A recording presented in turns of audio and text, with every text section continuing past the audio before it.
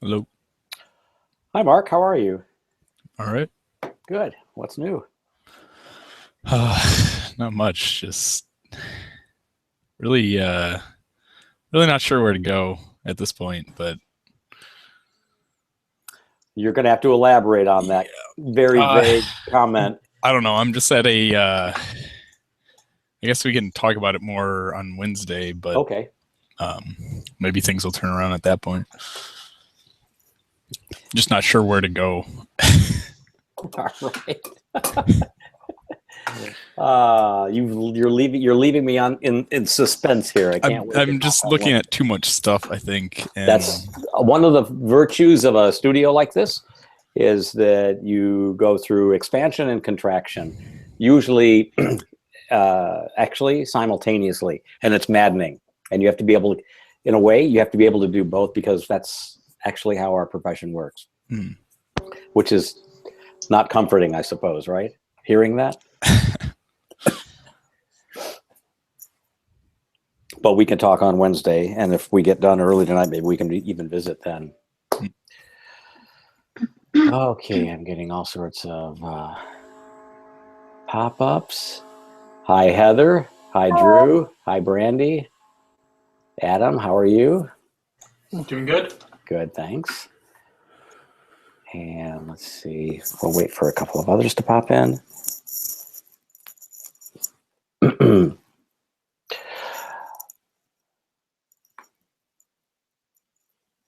Let me open up the Dropbox.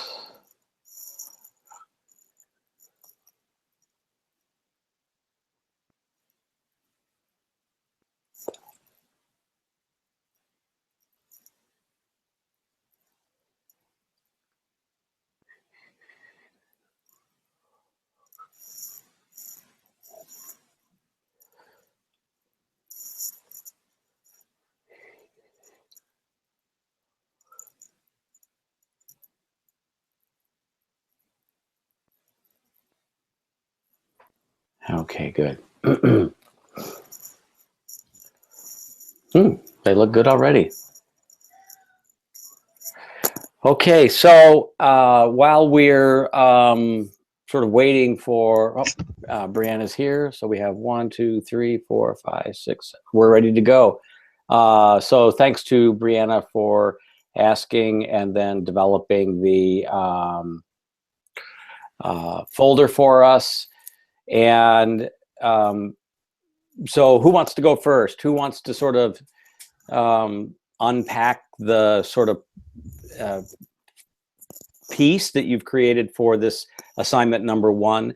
I'd like to spend a little bit of time today going over each of your efforts and open the floor up to kind of a general conversation. I feel like this is actually one of those opportunities for you to present your work, and I love that it's, you know, as Mark was lamenting, vague and open-ended, and maybe an opportunity for us to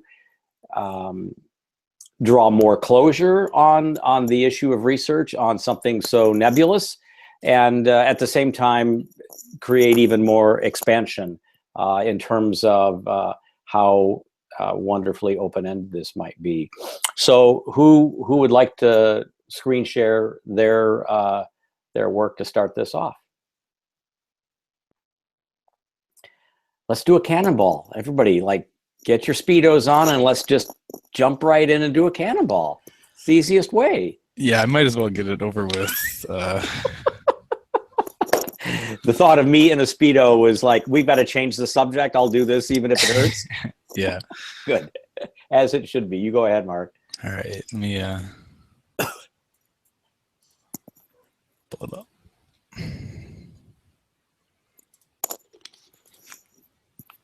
Share.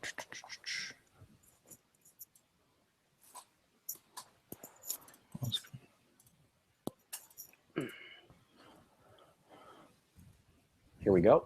All right. So, I don't know if I want to preface this by saying that, like what I was saying earlier, is that I'm kind of maybe thinking about too many things at once. But I started out doing research into how, I guess, Southfield. Let's start Sure. there. And in that city, there is a lot of people who come in during the day, but then they leave after work is done. They don't stick around really. And the population is only 75,000 in the under normal circumstances, but it's almost 200,000 during the daytime. So Wow, it's like 100,000, maybe 175,000. Few different places give a few different estimates, but it increases almost at least twofold. So in a sense, I was looking at data in regards to like people who, why would people move, or why would people go somewhere? Why would people want to live in a certain place? And ultimately looking at just some moving data, overall, there's only like a 10% population that typically moves. Not many people move on a yearly basis. And in my mind, if you can get the actual people to move there initially, there's a good chance they're going to stick around, just out of that concept. So basically in the real world, there are a lot of, there's also a lot of schools right along Greenfield Road. And I thought that was a good opportunity to attract people. There's a lot of businesses. Southfield has one of the largest office spaces in the world. And if you can attract the students to come there to live there, and then maybe they'll get jobs there as well, you could potentially keep that population or grow the population. I guess keep the daytime population and grow the population as well. Right. So in a sense, those people who are students or are newly emerging professionals, these are the people who move around the most, and it's really expected from society that they'll eventually own their own home, but not necessarily. And they could. I really wanted to ask how can cities attract these individuals to stay in the area. So some, and in this research, and I don't know, it was getting to be too, it almost became too expansive, because in this research, if you look at maybe why people leave their homes, it's not always for the same reason. There's different people with different circumstances. Some people leave their homes earlier due to family problems. Maybe their parents, they don't grow up in such a good environment. There are just people who are kind of helped along by their parents the entire time. They help pay for stuff. There's people anywhere in between that. That I didn't really get into when I talked about this, but it was something that I found myself wondering if it's worth, I guess, looking more into detail in regards to that, or if that's too specific or not. And that's where my problem was, I think, the most. So basically, most people want to establish their own household, move out from their parents' house, establish their own household, and they're really just looking for something of quality, something they can something like the next step up, the next thing better. So the main reason they're actually moving is just to find new or better or cheaper housing. And if a city could develop this type of housing, why couldn't that attract the people that they want to serve? It becomes I guess, a policy issue in that who sets the price for housing? Can you, I don't know, set a certain price or cap it so that you attract different types of people, all types of people, to want to live there because it's an area that's near the businesses and it's going to save them money in the long run. Well, what will they want, I guess? So about 13% of the people who move away do so to establish their own household. And those are, I guess, the younger, between like 18 to 20, or 18 to 30.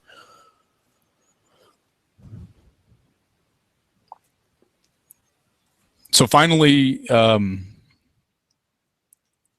if it's not that people are looking for the next best improvement in their life, if it's not that, it's because of their job. So younger people between 25 to 30 have a slightly higher probability for them to move to their job's location, whether their job moves them or if they just want to be closer to work, or even walking to work, that type of thing. So if you can get the houses next to the businesses and make them quality, and you're going to retain the population more so than if you have the more spread out single family houses, not so much in the area, I guess. That might be, I guess, older housing, or just, it's really about the demographic of the younger people that are always going to be there.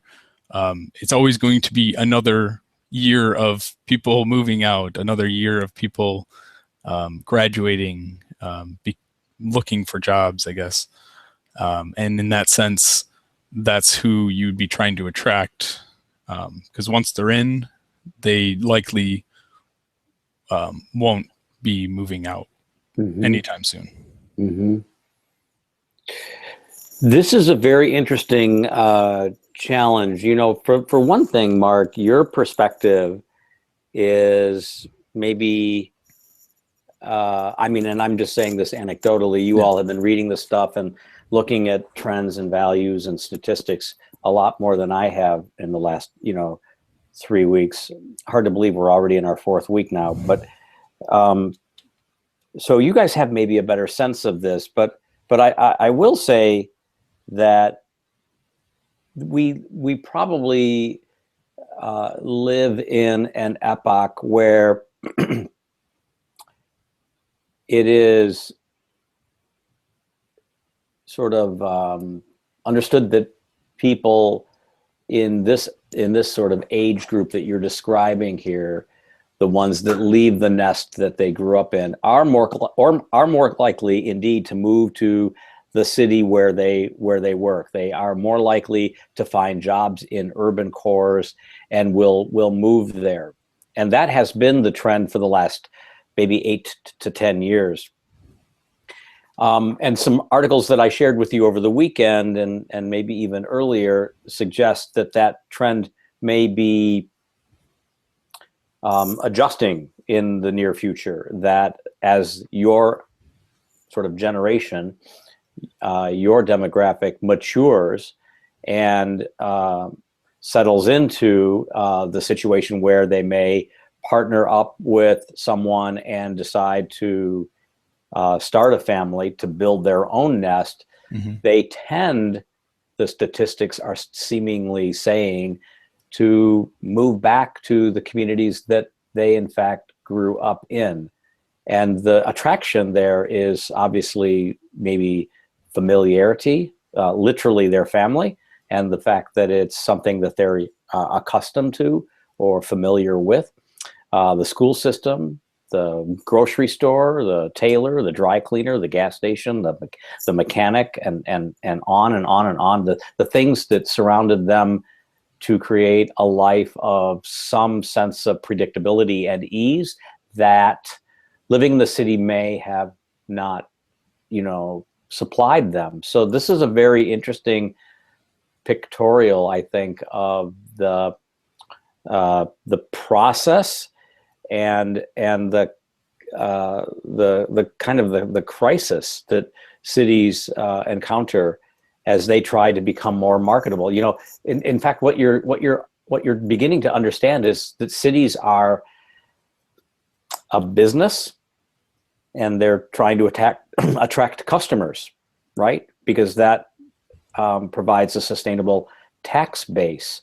So it would be interesting to see if other cities are like Southfield, that have this sort of major contraction and expansion of population from, one day to the next. Are there cities? Is Manhattan, for instance, one of those cities that has that, or is Houston one of those cities, or is Washington D.C. one of those cities, for example? I don't know.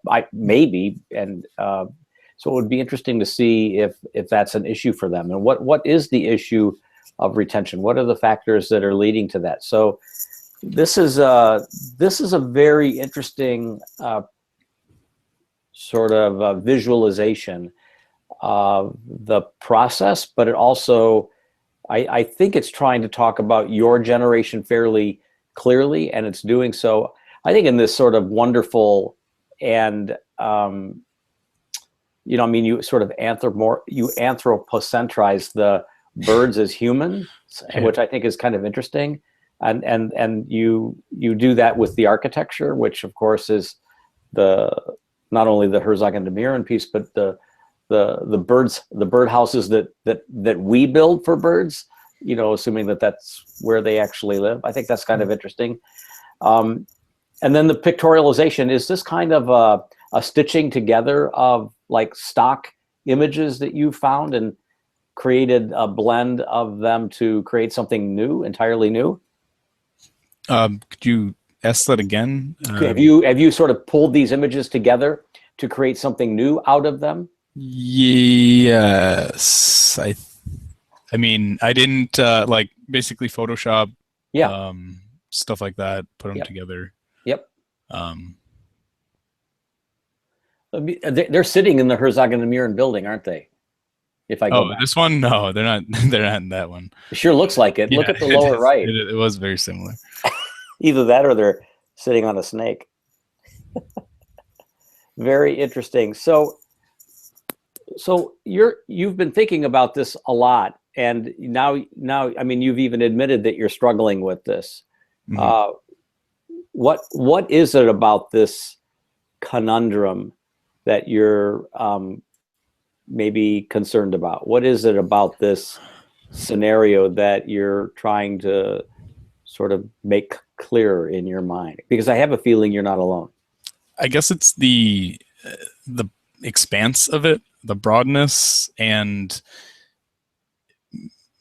maybe how specific we're supposed to get or think about it. In my mind, like when we're giving examples of students or single mothers or something like that, that's a very specific group, I guess. Whereas mine isn't really, what I'm thinking right now isn't really a specific group. It's just a place conglomeration of 100,000 people in a certain place. Yeah. So it's place-based and not sort of individual based. And then it starts to sort of sound like you need to start to tap into, how does a chamber of commerce work? How do they understand their role in the community? How do they go about attracting businesses by, giving tax incentives or keeping sort of city taxes lower, but providing superlative public services, low crime rates, all the things that, I mean, if you were married, maybe you're married, I don't know, but if you were married and you were fixing to have a kid, that's a Southernism, by the way. If you were fixing to have a kid or two, those are things that you would start to value. So how do we, as planners, as architects, as developers, how do we understand those as maybe contributing factors to making place better? How do we understand the way that as architects we can design to enhance those sort of values, those virtues? Not an easy thing to answer, but I think that's maybe one way to look at it. And I appreciate that you looked at the concept of maybe taking on a user group or taking on a challenge, but maybe went in a different way and looked at how a place could become more attractive. I think it's really interesting because this is kind of autobiographical for me. I live in Royal Oak. I live in the neighborhood, quite honestly, 5 blocks south of where I grew up. 5 blocks south of the area where I was raised. I look out the window right behind me and I see the municipal ice rink that was created in the little parklet that the fire department used to fill with water every January and February. And we used to walk there with our sticks and our skates and play, pick up hockey there right after school. Then I went to Lawrence Tech and I drove every day. Driving to Lawrence Tech was maddening because we didn't have the freeway. We took surface streets, but going to Lawrence Tech every day and coming home every day, sometimes going there twice a day from Royal Oak, became part of like my diet. And then I started working for an architecture firm at Lasser and Northwestern Highway, right next to the Federal Mogul building. And I started to work there full time.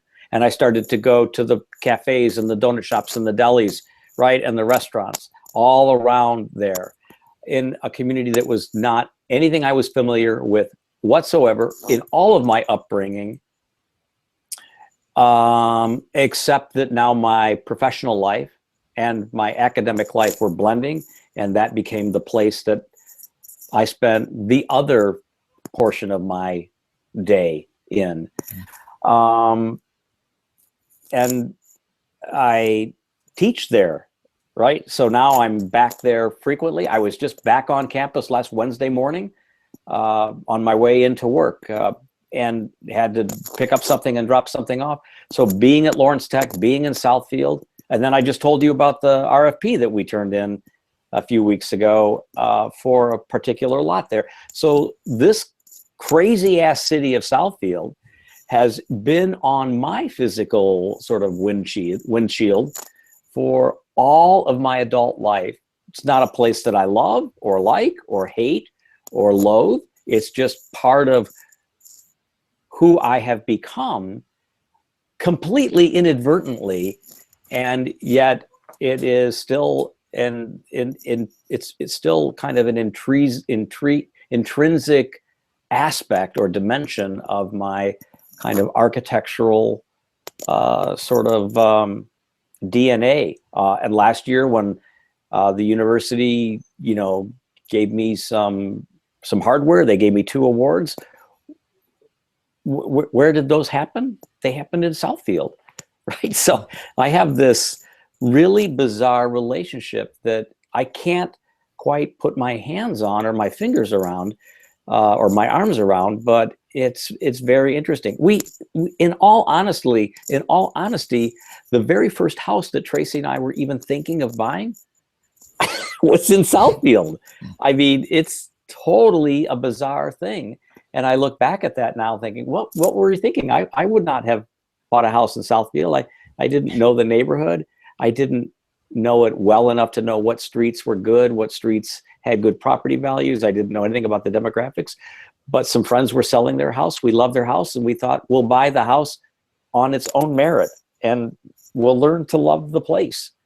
And to some extent that happens, when people jump in and decide to move closer to where they are, where they where they work, they sort of co-opt the community and make it kind of what they want. What I think is maybe missing in the conversation that you're leading today, that I think is central with Southfield, and we can open this up, is and maybe, you and I talked about this last week, Mark, is the cultural, racial diversity of the city.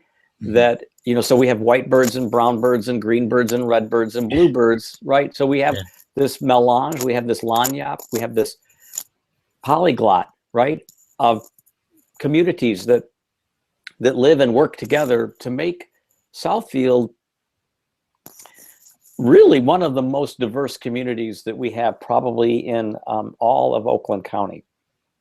That at the end of it all it's something that I've learned that they're proud of, that they talk about, but it's kind of like, it's hard to talk about. It's hard to use that as a lever to attract. So it's a very interesting challenge. I mean, so I wanted to sort of confess that to you, because I thought you would appreciate that arc of history as it relates to me in a somewhat sentimental and autobiographical way. The city is really, it's part of who I am now, and I've never really said that, and I've never really said all of those things in one 3-minute epistle, and it occurs to me that it is really who I am, and I kind of just live in Royal Oak. I'm not involved in the city anymore in terms of the historical commission. I vote here. I don't necessarily shop here all the time. You know what I mean? I mean, I don't even go to the restaurants here anymore, because they're all downtown now, or they're in Birmingham or Clawson.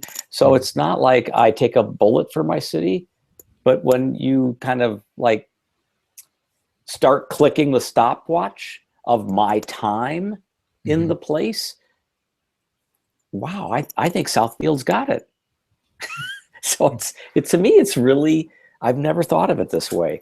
So this whole idea of being kind of a hotel guest of the city is maybe another way of thinking about it. And that's sort of what you started with, this sort of ridiculous number of almost 200,000 people coming there, or doing exactly what I do, yeah.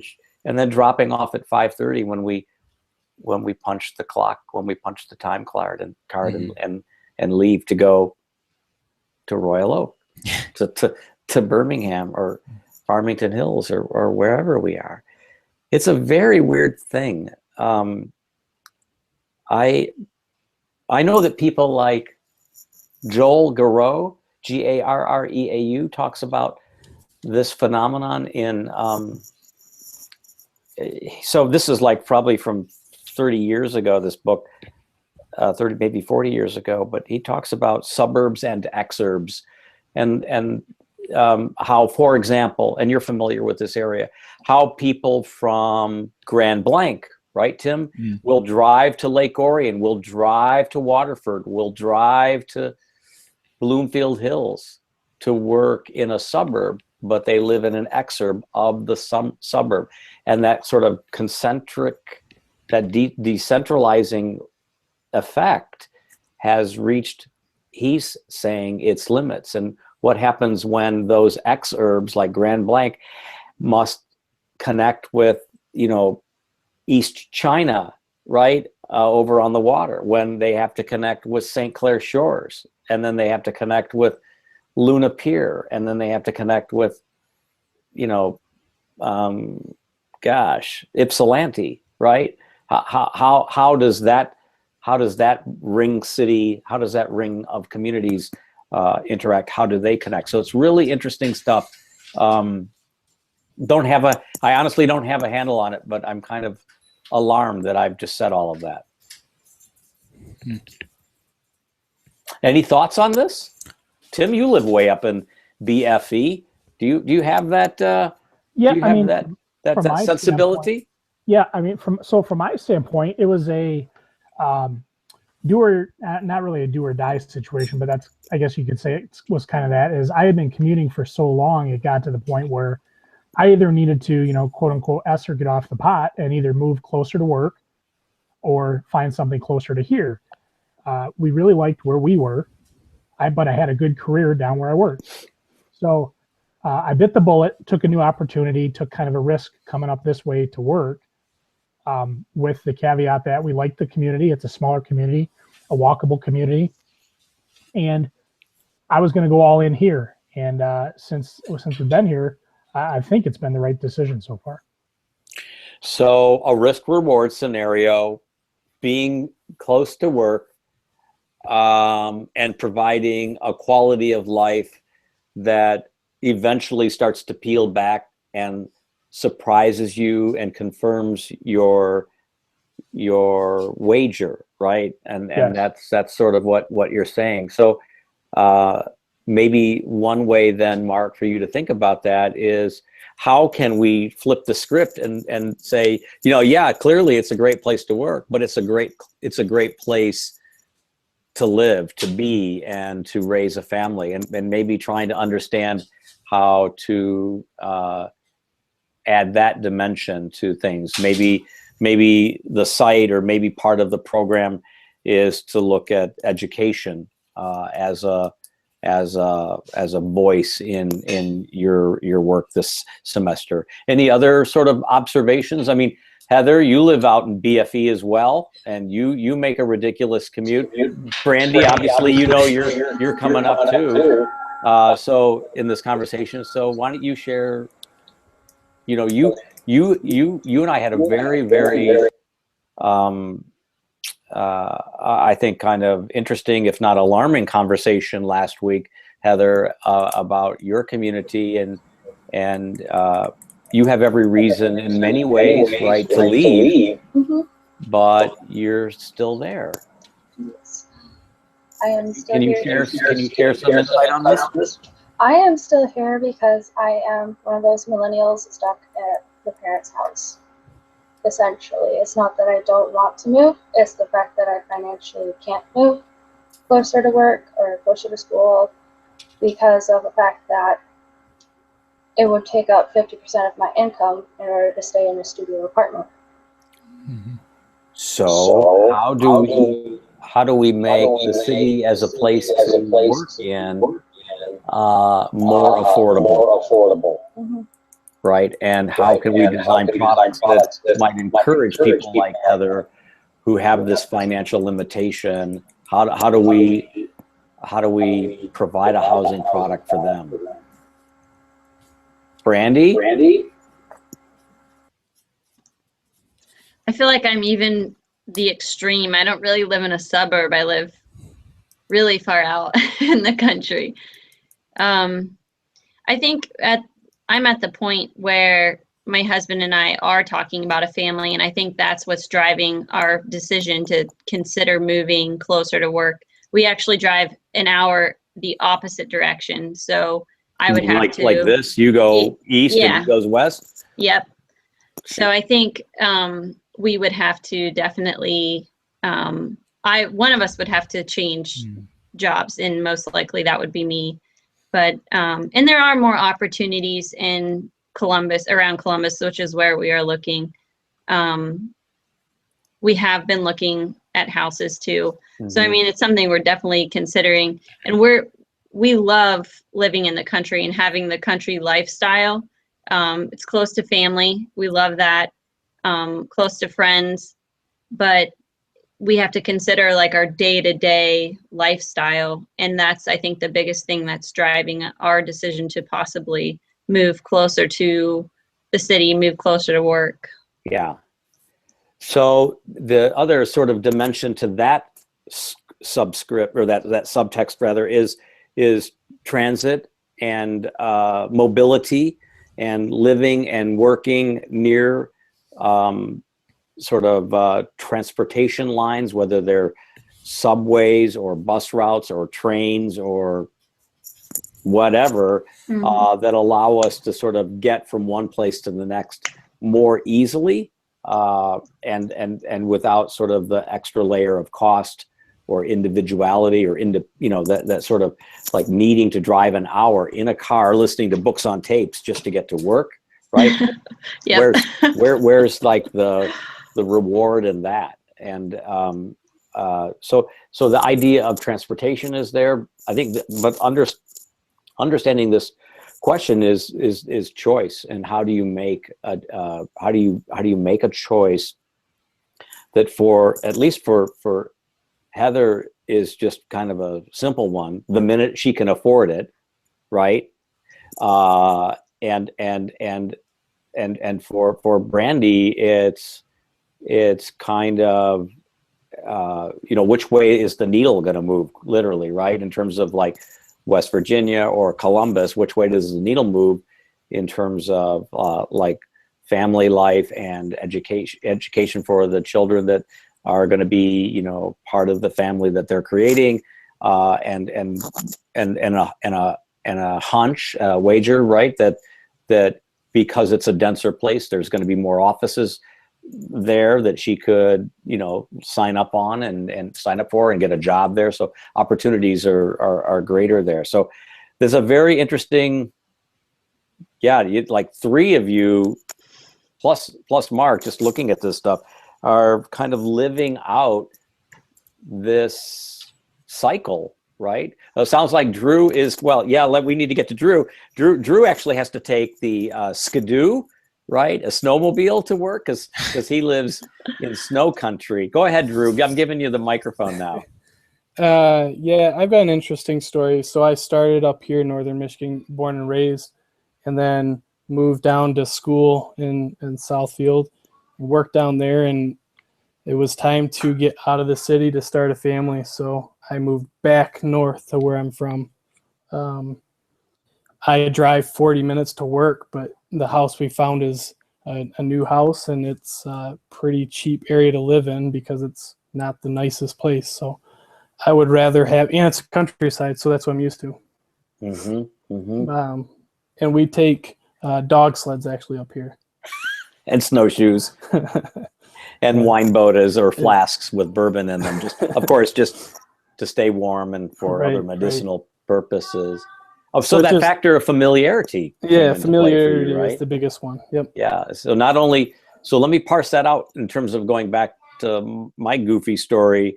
I live, as I said, 5 blocks from where I grew up. That meant that after I lived in Cincinnati, after I lived in Mississippi, after I lived in England, after we had a house in downtown Royal Oak and an apartment before that in Birmingham, where did I move? I moved 5 blocks from where I used to play ice hockey. Not that I'm a good hockey player. I'm just saying that I literally walk our dogs, our crazy ass dogs, and I see the parents of my school buds who I thought back in the 1960s were old, and they're still around, right? So it's this weird kind of Groundhog's Day like phenomenon that I have here, but it's highly familiar and it's comforting, right? And faced with the question, that I'm asked regularly, could you move downtown, or would you move to Portland or Seattle or LA? And I'm like, oh, geez, I'm like, that train left the station years ago. I'm too old to even contemplate that crazy ass question, because that's not how I see the rest of my life playing out. So you guys have all of that ahead of you, but I think the question of trying to understand where the city sees itself and trying to understand how your demographic or how people actually go about making these choices could be one way of tapping into it. I wanted to give Adam a chance to talk and Brianna a chance to talk a little bit on this.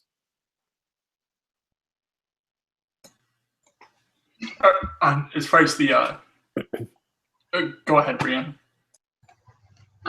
Well, so I live in Grand Blanc and I work in Flint. It takes me 10 to 12 minutes to get to work every day. And I've never had a long commute because this is my first real job. At LTU, I worked in the wood shop, so I was there all the time. So, but my fiance travels 20 minutes north to get to where I grew up in Clio. And so in the future, we will probably be closer to Clio, closer north. And then Flint, which is probably where I'll be working for the foreseeable future, will still only be, 15 minutes away or so. Right. So that's kind of like the future plans, is to move north.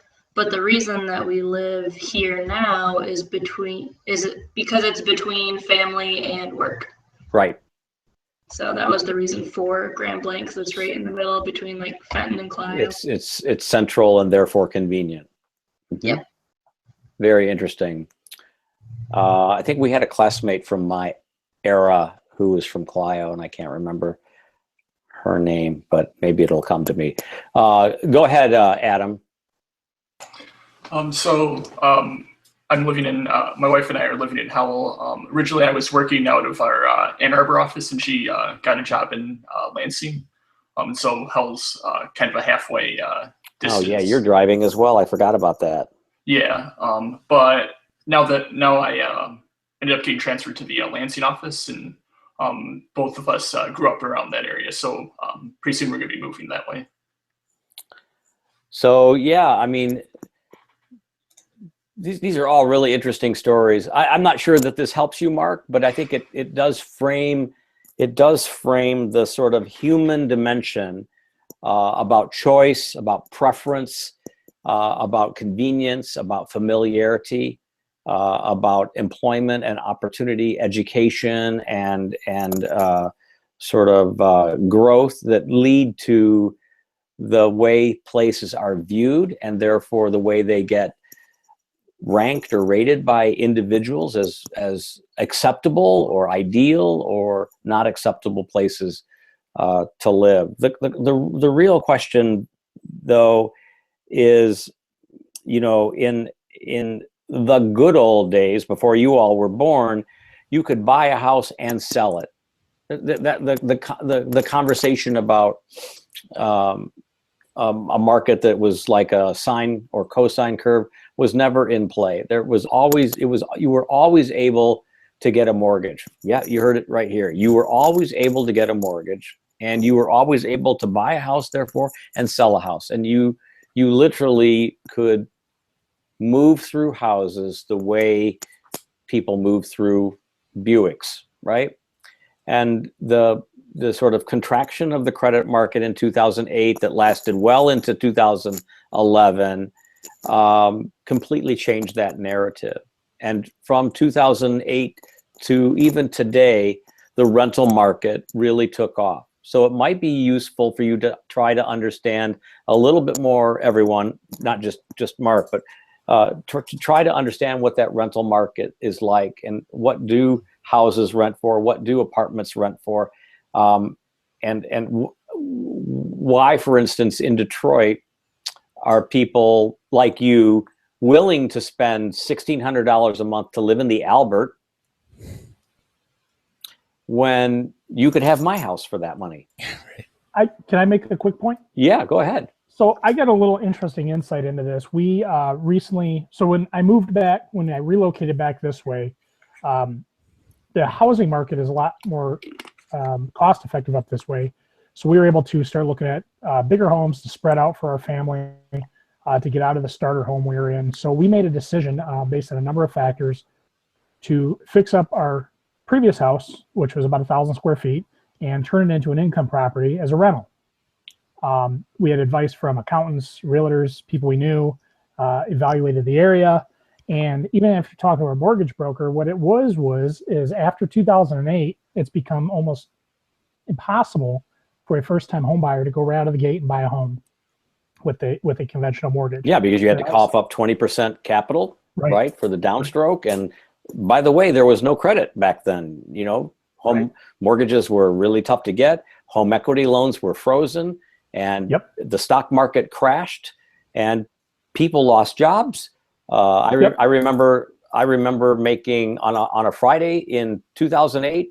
I was making $1 an hour on a Friday, and on Monday I was making 48 cents. Now, obviously, I wasn't earning only $1 an hour at the office, but I'm trying to give you Yes. a sense of the massive contraction in all segments, not just in construction and in architecture, but in all segments of the economy. You all were maybe just a little young to imagine that or understand that, but if you talk to your parents, and if they got, you know, bitch slapped by the economy the way a lot of us did, and you ask them about it, they'll go, oh God, ugh. They'll shudder, and they don't want to revisit that conversation. But that's exactly what happened. Yeah. So, I mean, long story short, we turned it into a rental, and the starter home or first time home buyer market is still really not where it was back before 2008, but the rental home market is absolutely through the roof right now, at least in our area. Yep. So that was one of the things that made us go that route.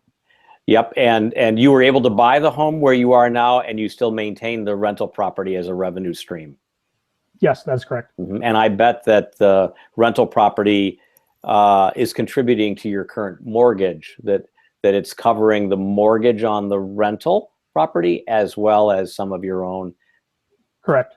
Yep. So you made a good investment, and I'll let you do my taxes this year, Tim. Okay, so I'm going to leave it open-ended with you, Mark, on this one. Lots to think about. Who wants to go next?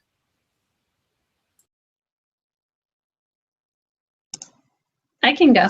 Go ahead.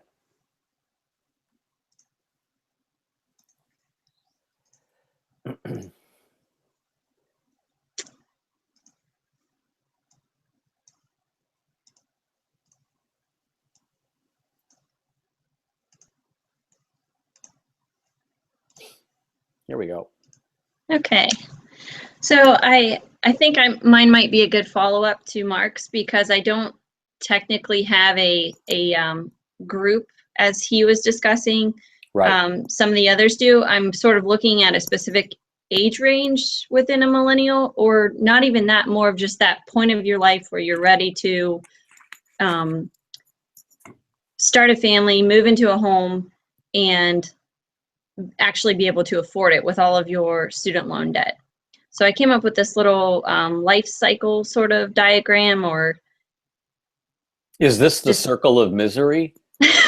No, I wanted to actually put a positive spin on it, to say that missing middle housing can be the answer to the millennials' American dream. So you start out with your college education, then you graduate and you realize you have all of this student loan debt that you have to pay back, and you're on your career path. So you're finding a good job because you have that education, but you don't necessarily make, enough money yet to maybe afford a home. So the missing middle housing typology could allow that millennial group to be able to buy a home and then start a family. And to me, that's sort of the millennial American dream that I'm seeing with the research that I've done. Mm-hmm. And then this diagram just shows some pictures of that concept and goes into a little more depth of describing it.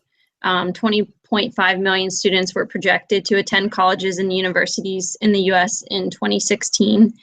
And it's a very exciting time. I think that so many individuals can attend college and get a college education, but then we are graduating with all of this debt that we do have to pay back. And statistics show 68% of students who graduated from public colleges in 2015 had student loan debt.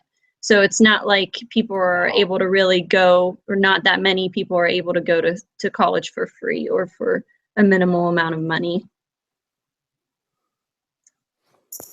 And then I go on to say how the career opportunities are there because of your education, but adding student loan debt payments on top of your mortgage or rent payment, your utility payments, groceries, other costs of living needs, gas, things like that, those expenses could potentially become greater than one's income.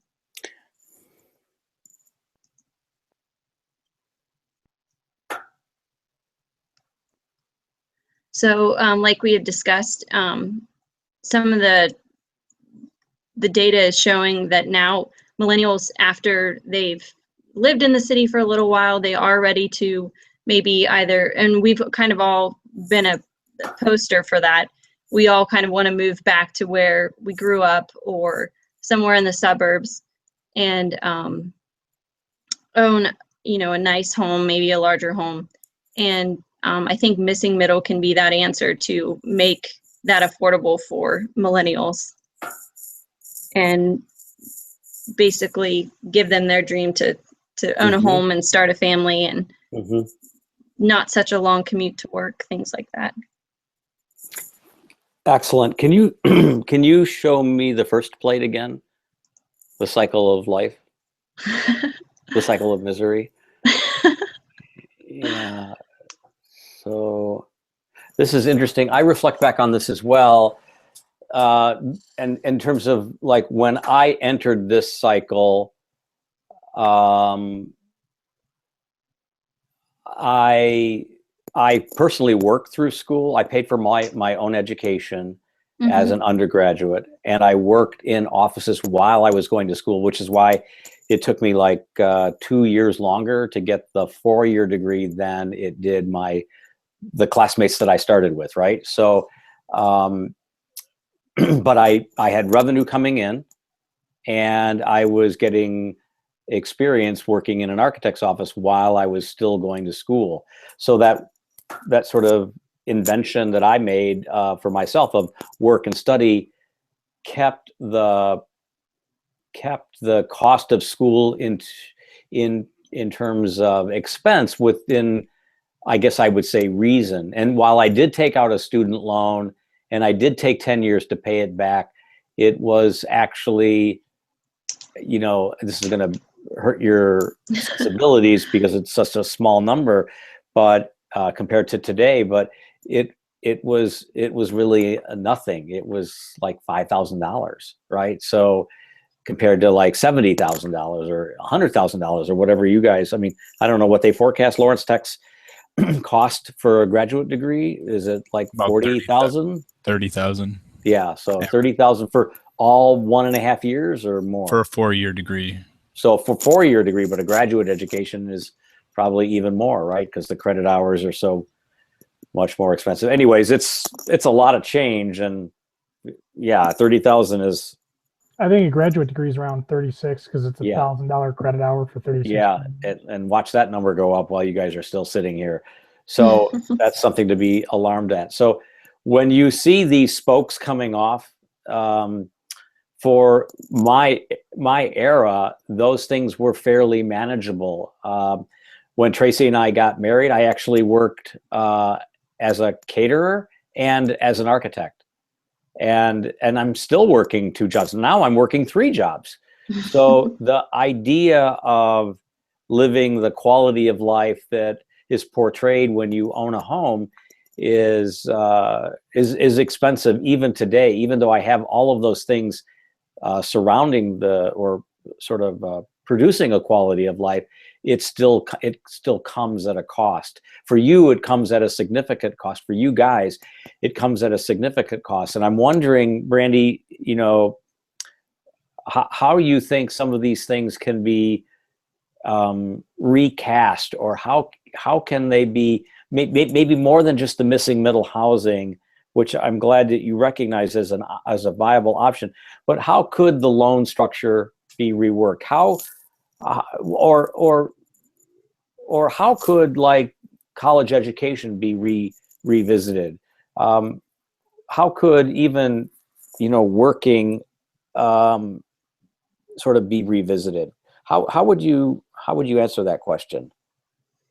Oh, that is a tough question. It's a lot to think about. I think, like you had mentioned, when it comes to work, I mean, I'd even considered after I do graduate, looking into maybe teaching Revit classes or something like that, just to have some extra income coming in to help pay the student loan. So I think definitely another, like a second career helps, although that makes it very difficult when you are raising small children.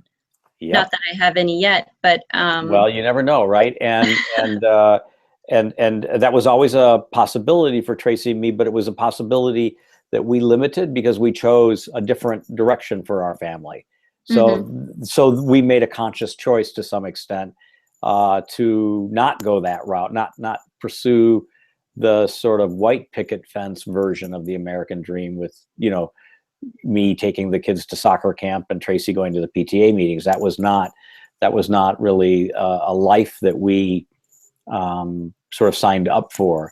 You know, I talk to a lot of kids through the office that come to us, and I tell them that, you know, maybe college isn't for you, right? Maybe learning a trade, right? Maybe learning to be someone who works with their hands and their head, right? Someone who is a maker of things, not just someone who, you know. So I basically introduce a different direction for their career that is not, and I know I'm sort of cutting off my nose despite my face because I make my other living doing this, right? Teaching in a higher education scenario, but it maybe isn't for everyone. And I think that there might be some dimension of falsity that a higher education is an assurance that you will succeed.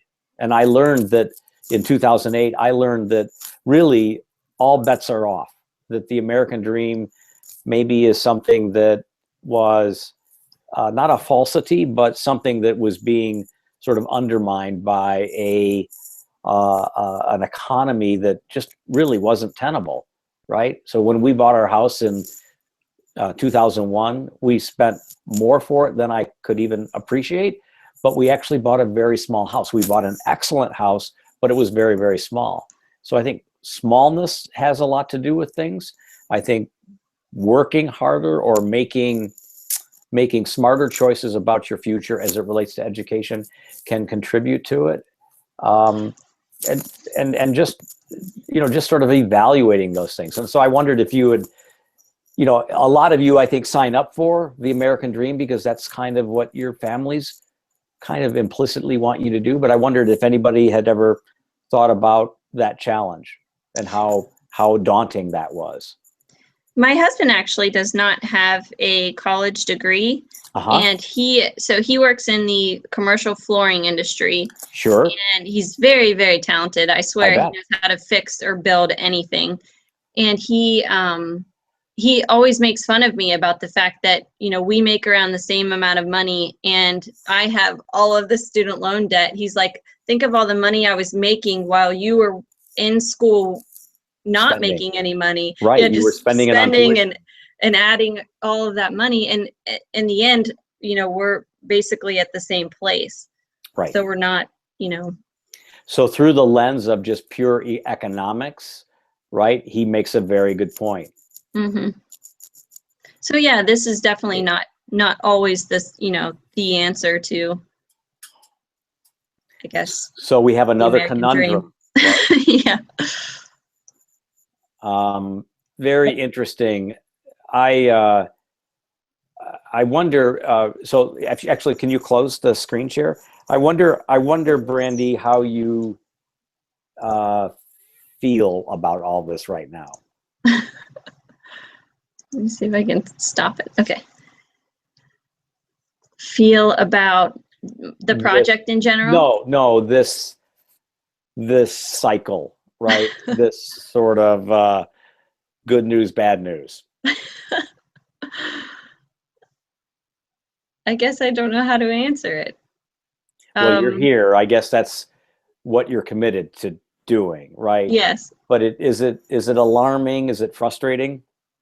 Sometimes, yes. And, you know, I think sometimes that's the price you pay for, you know, having to do physical labor for your job too, versus, you know, sitting at a desk. I think that's a little bit of the difference too. I mean, not always. I mean, you don't have to go to school to not have to do labor. Oh yeah, that's right. That's right. I guess there are definitely trade-offs. I think for trades work, it seems like it's more of a male industry than a female industry. So I think Mhm. maybe it would be a little bit easier for a man to have a job in some sort of trades industry, but not necessarily. I mean, Not when I worked necessarily. for the city of Columbus, there was a woman working on the concrete crew, and she would actually sit there and like, you know, push the concrete and form it up. So I mean, Mhm. it's not like it's It's not exclusive. impossible, but yeah, I think it might, maybe it's a little bit easier for a man to work in the trades industry. So as a woman, I think it was a better decision for me to go to school in order to open up some more opportunities for a better paying job. Excellent summary. Thank you. Who's next? Go ahead, Brandy. I'm sorry, Brianna. Sorry. think You're right next to her on the film strip down below. What? I said you were right next to Brandy on the film strip that I see of all of you down below. So I misspoke. Go ahead. Yeah, I think you gave me credit for her folder also earlier, but Oh, sorry. Sorry. That shows how honest you are. I'm trying to open this.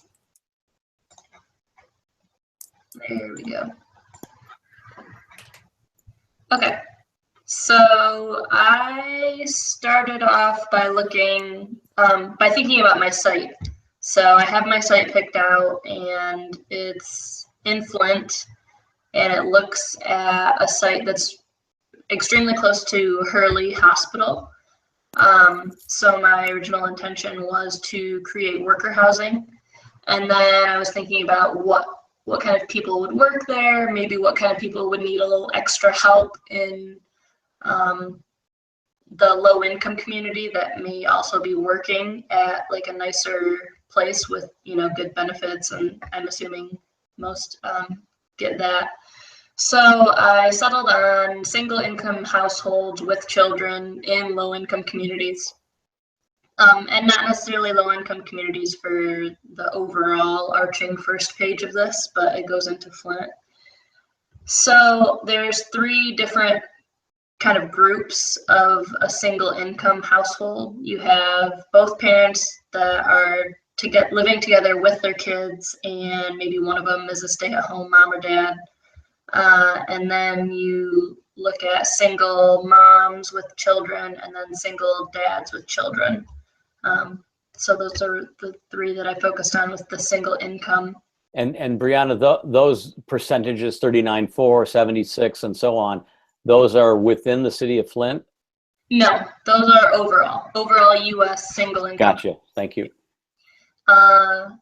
So then I looked at the article that you sent us from City something, was talking about how there's no affordable homes for the low income families.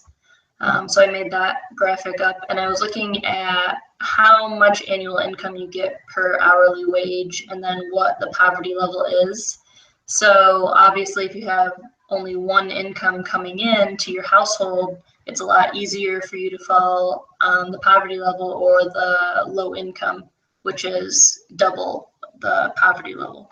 So even if you're making $20 an hour, if you have, 4 kids, you're not above low income with just that income.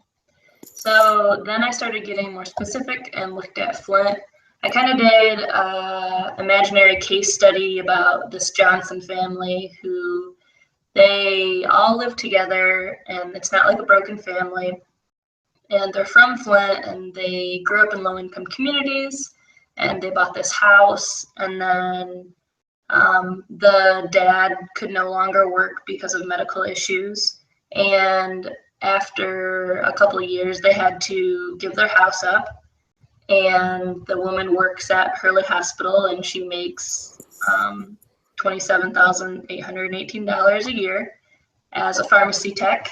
And how far she can really spread that money for her 4-person family. And so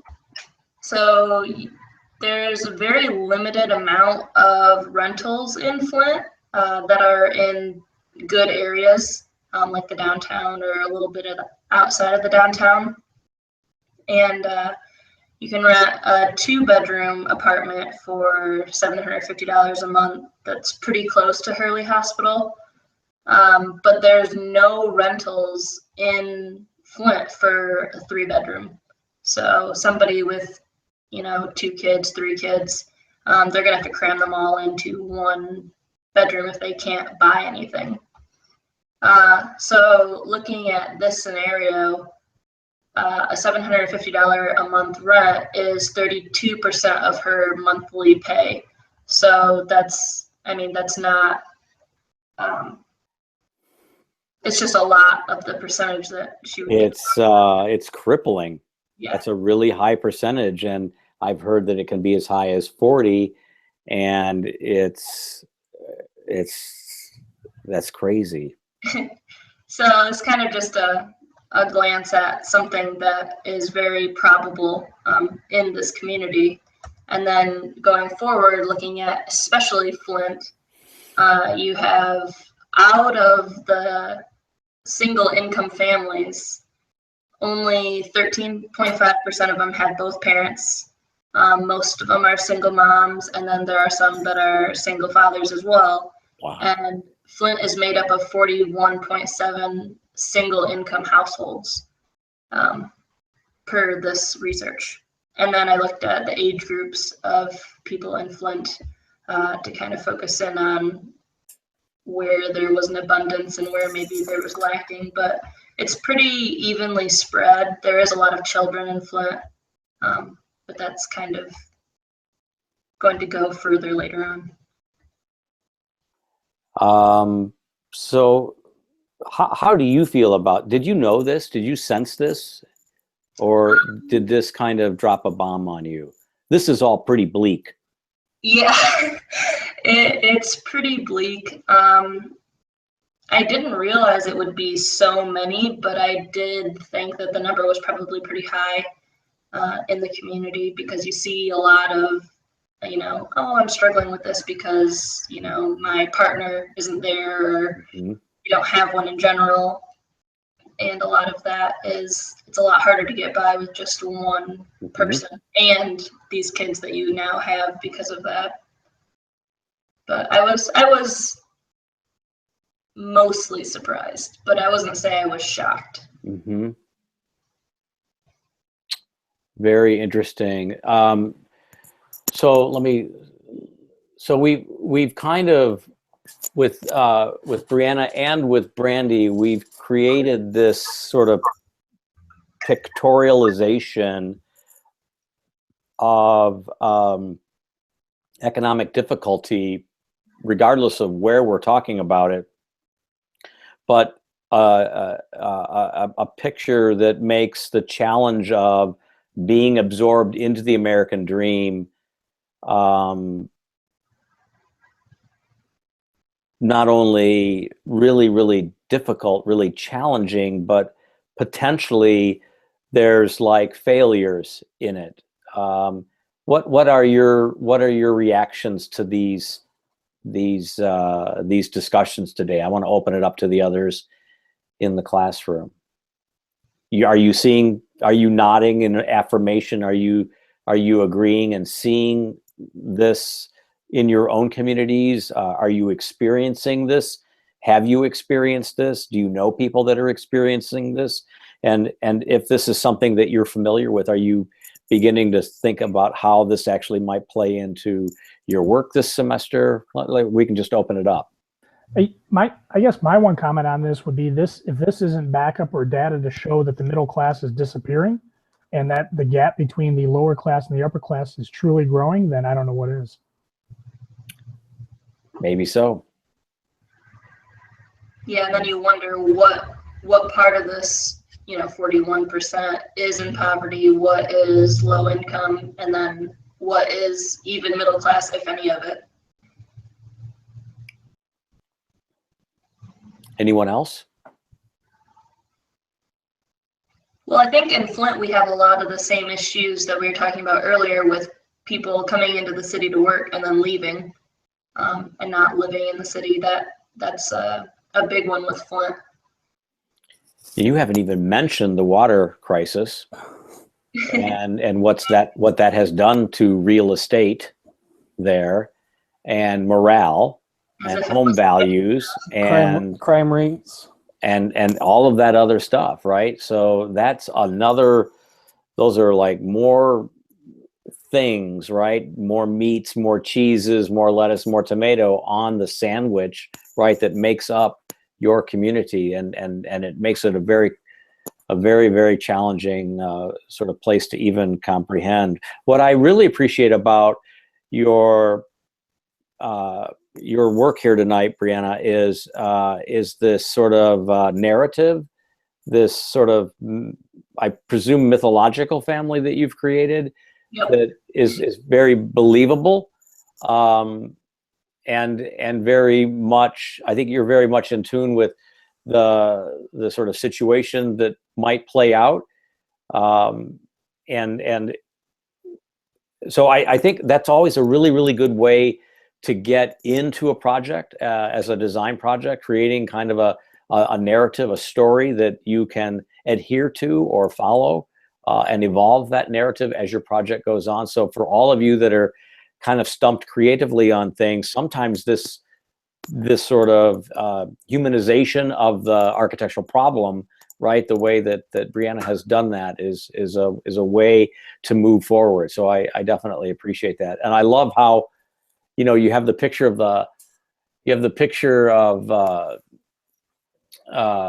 the hospital in the background, but it could be, for all intents and purposes, a giant Section 8 housing complex next to the classic, you know, 1950s bungalow, right? That surrounds most communities. I think is the building on the bottom plate. I have that's an apartment building, right? Yep. Yeah. Okay. Anyone else want to weigh in on this grouping of distress, right? I have a comment that's sort of related to this.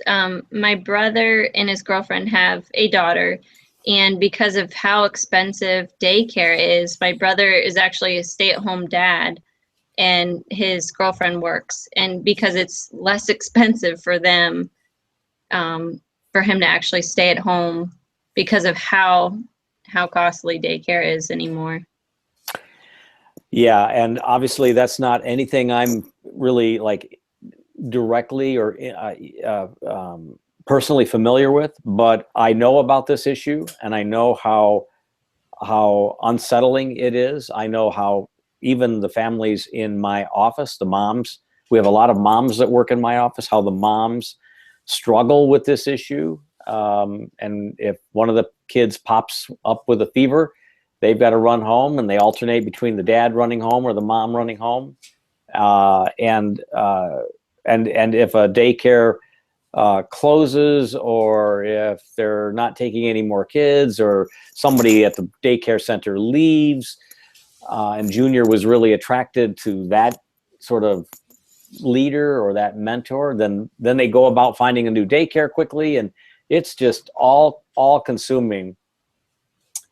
And in a way, like in Brianna's diagram, you know, if you go back to the diagram that shows Flint, really the you know, the diagram that has the mom with the dollar sign, the other diagram that's related to that is, I mean, she may be working nights at the hospital, right? Mm-hmm. And then where does the kid go during the day if the kid's too young to go to school? So there's like another person in the room in these scenarios. And in Brandy's case, it's, you know, the stay-at-home dad, right? Or maybe it's an aunt or a grandparent. So the not only is the middle class apparently eroding, but maybe, and we need to revisit how that can be rebuilt or reconstituted. but maybe the American family needs to be looked at in a different way. Maybe grandparents are more central to the lives of their grandchildren and their great grandchildren, and not just you know, living in Florida on their own, like my parents do, right? You know, no one ever sees them because they're always down south. So it's a very interesting. These are very interesting problems. None of which. So Mark, you were probably thinking, oh, I'm not so bad off. That everybody's confused about this problem, right? Everybody's in a kind of a state of like, what the heck are we going to do about this? Yeah. Right. So yeah, not easy. Okay. So Brianna, thanks for that. Who's next? Whose plates are these? Tim's. You have the floor.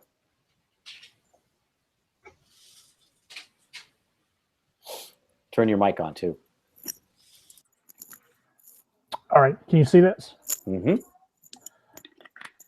Okay. So I took it a little bit different, I guess. I was actually looking at a target user group, specifically formerly homeless veterans. Being a veteran myself, it hits close to home. I know some homeless or formerly homeless veterans or veterans that are going through issues. And one thing I found out from even my professional career in dealing with some supportive housing communities, not necessarily veterans housing, but just homeless housing, or supportive housing for homeless, was there were issues that contributed to them becoming homeless usually. And it was usually a mixture of issues ranging from obviously no money or no income to loss of job, substance abuse, mental conditions, drug abuse, gambling, or mixture thereof. So these issues combined together, you know, some mix of those or all of them or what it may be, are what has contributed to chronic homelessness, where they're coming in and out of these homeless phases. So in looking at that,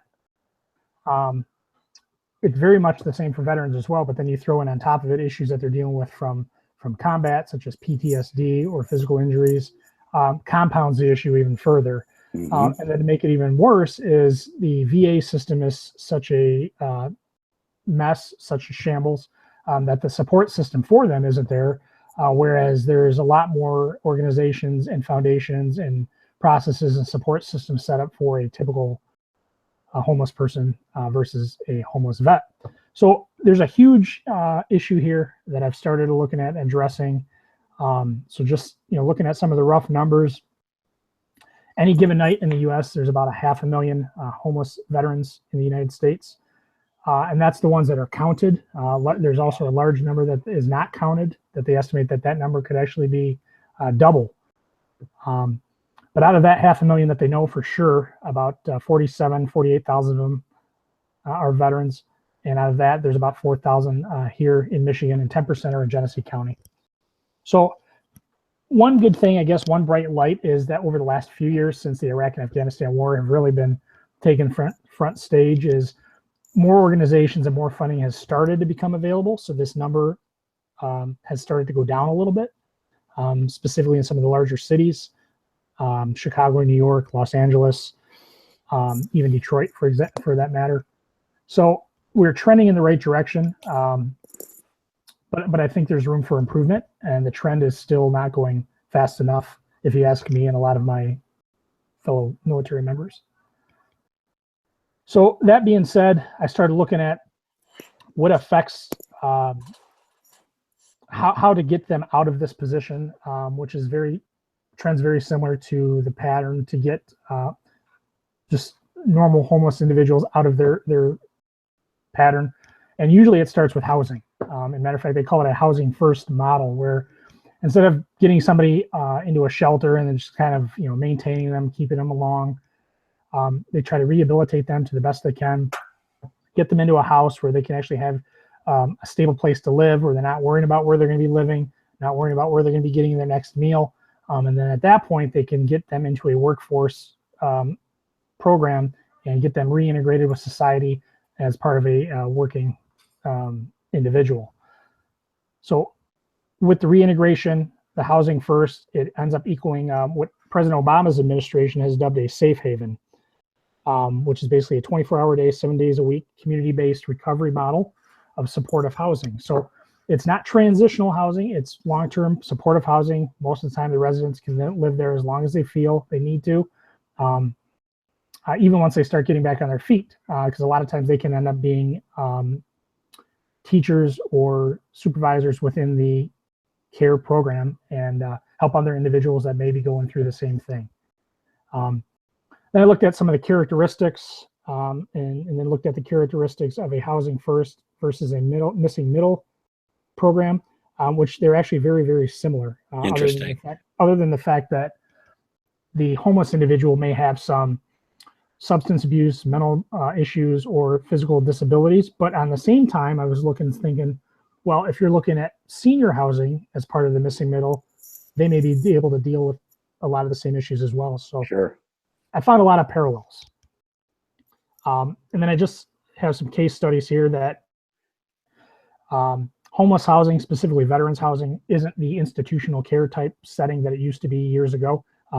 They're branching out into yours and ours community, looking more and more like a contemporary modern mixed use development. So it's getting away from the large, 200, 300 room hospital where they're just locking the individuals away and hoping not to have to deal with them per se.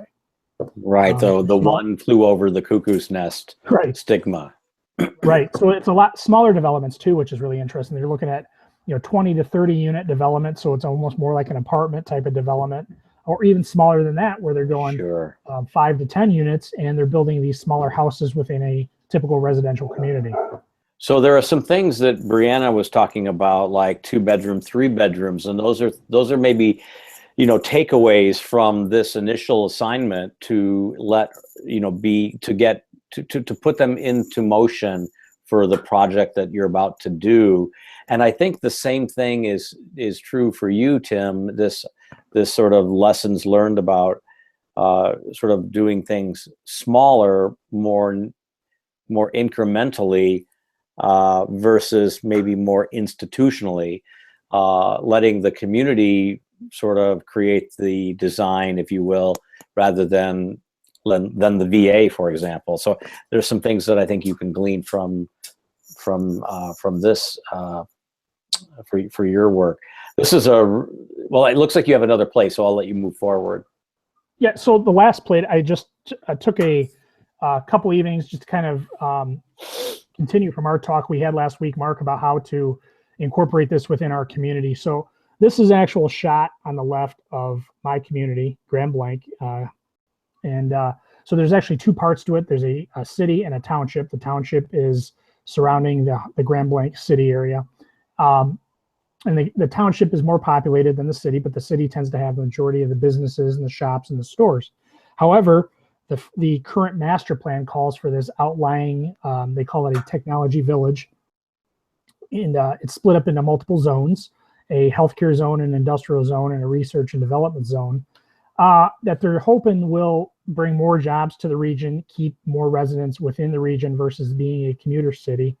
But when you and I talked, Mark, we thought, this is interesting on the outskirts, but what is this going to do to the city itself? Is it going to separate the city? Is it going to draw people away from the city itself and kind of leave the city in its wake? So I ended up choosing, or as of right now, I'm looking at a site in the heart of the city, which is a central point in the city that's not, it's currently developed, but it's vacant. It's kind of being an eyesore that I think could be developed into a mixed use veterans village, so to speak, community that through a program of vocational training, casework management, and technology healthcare training for these veterans could tie in this outlying tech village with the city center to kind of tie the township to the city without creating this divide, this barrier between the two. Excellent. So I really appreciate this this sort of group of sort of individuals that we've been learning about statistically and from your own experiences. This has been really, really sort of uncomfortable at one moment because it's so frustrating and for me overwhelming because I didn't have to suffer or look ahead to a future that was so overwhelming and maybe even bleak. And yet at the same time, because I want the best for you guys, but I also feel like it's really a future that you guys can control, that you guys confronting these questions have the ability to sort of fix them, to mitigate them, and to make the world maybe just a little bit better with each sort of push that you exert. So this problem that you're talking to, Tim, it's a global problem. I mean, it's all over our country, and it's not just in Grand Blanc or Michigan. It's literally everywhere. And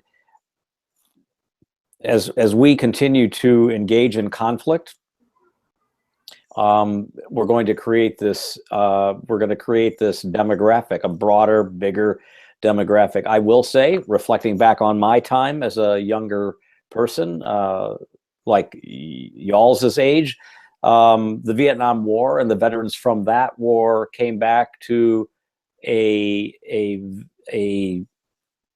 kind of cold and unaccommodating and a completely disenfranchised and disinterested community. The Vietnam War vet was not supported or acknowledged in the way that Gulf War vets have been, and certainly as we've gone deeper into conflict in Iraq and in Afghanistan, I think their sort of reception has been, at least on the surface, better. You may take issue with that, but I think, Tim, but I think it has gotten better. And I think the plight of the veteran has gotten deeper into our sort of consciousness, and as combat and the technology for combat has evolved even more. It's not bayonets and bullets anymore. It's a much more sort of corrosive way of fighting that makes it even more difficult for the veterans to become reintegrated and reabsorbed into our community, because they're dealing with so much residual that even the young men and women from the Vietnam War or the Korean War or the World War II, and there are still some of those fine soldiers with us today, had to deal with. So it's definitely a problem. I love that you're thinking about this problem. I love that you've sort of accepted the challenge. I think that, quite honestly, you and each of you looking at the sort of project through the lens that you're looking at it are uniquely qualified to do this work. So I love the autobiographical component of your work, Tim, and I love how you've tried to look at Missing Middle as a model, right, for what this project could end up being. So I'm excited about that. I'm actually excited about all of these projects, even yours, Mark. Even though I've got this love-hate affair with the city of Southfield, I love how we're not really sure how these projects are going to play out. I'd say this a lot in other seminars or in other studios. In undergraduate school, Tom Nashland, bless his heart, right? Or Philip of Plowright will give you a brief in third year, right? That says, I'm trying to hold something up to show you. Okay, here's the brief, right, for your third year project. Here's the site. It's in Southfield. And it's always in Southfield, right? Because you can drive to it or maybe even walk to it. And you're going to design a bank. And here's the program for the bank, right? Safety deposit boxes, offices, teller lines, barrier-free bathrooms, all of that stuff, right? Third year, you got to do structure, and you've got to do MEP, and you've got to integrate site and the ordinance, the zoning ordinance. So it's a real project. And what happens at the end of that project, right? You're judged, right, on how, like, here's Philip with his with his pen, right? You're going to be judged on how banky, right? That's not really a word, but that's the word I'm going to use. How banky your bank is, right? How familiar your bank is to what he and all the critics thought that the bank should be like, right? So the ability for you to be in alignment with an a priori sort of construct of bankness usually allowed your grade to float to the top. That's not the case here, right? You understand what I'm saying, right? That's kind of how undergraduate programs operate, is on this a priori sort of thing. We sitting here tonight have no idea where this is going to take us. We know that the waters are maybe a little dark and murky and unsettling, and filled with contrariness, Mark, and conundrums, right? But it's really a perfect place to study this stuff. So don't freak out, right? That you don't know that don't freak out that you're not doing a bank, right? You've already done that. You've already been really, really good at that. You wouldn't be sitting in this stupid class with me as a graduate student if you hadn't been able to do banky banks, right? That is my phrase. But I think the fact that we don't know how this is going to go is really wonderful and unsettling, and maybe in a way kind of electric.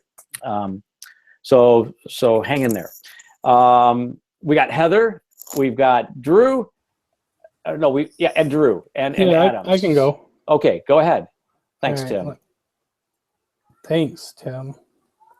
All right, screen share.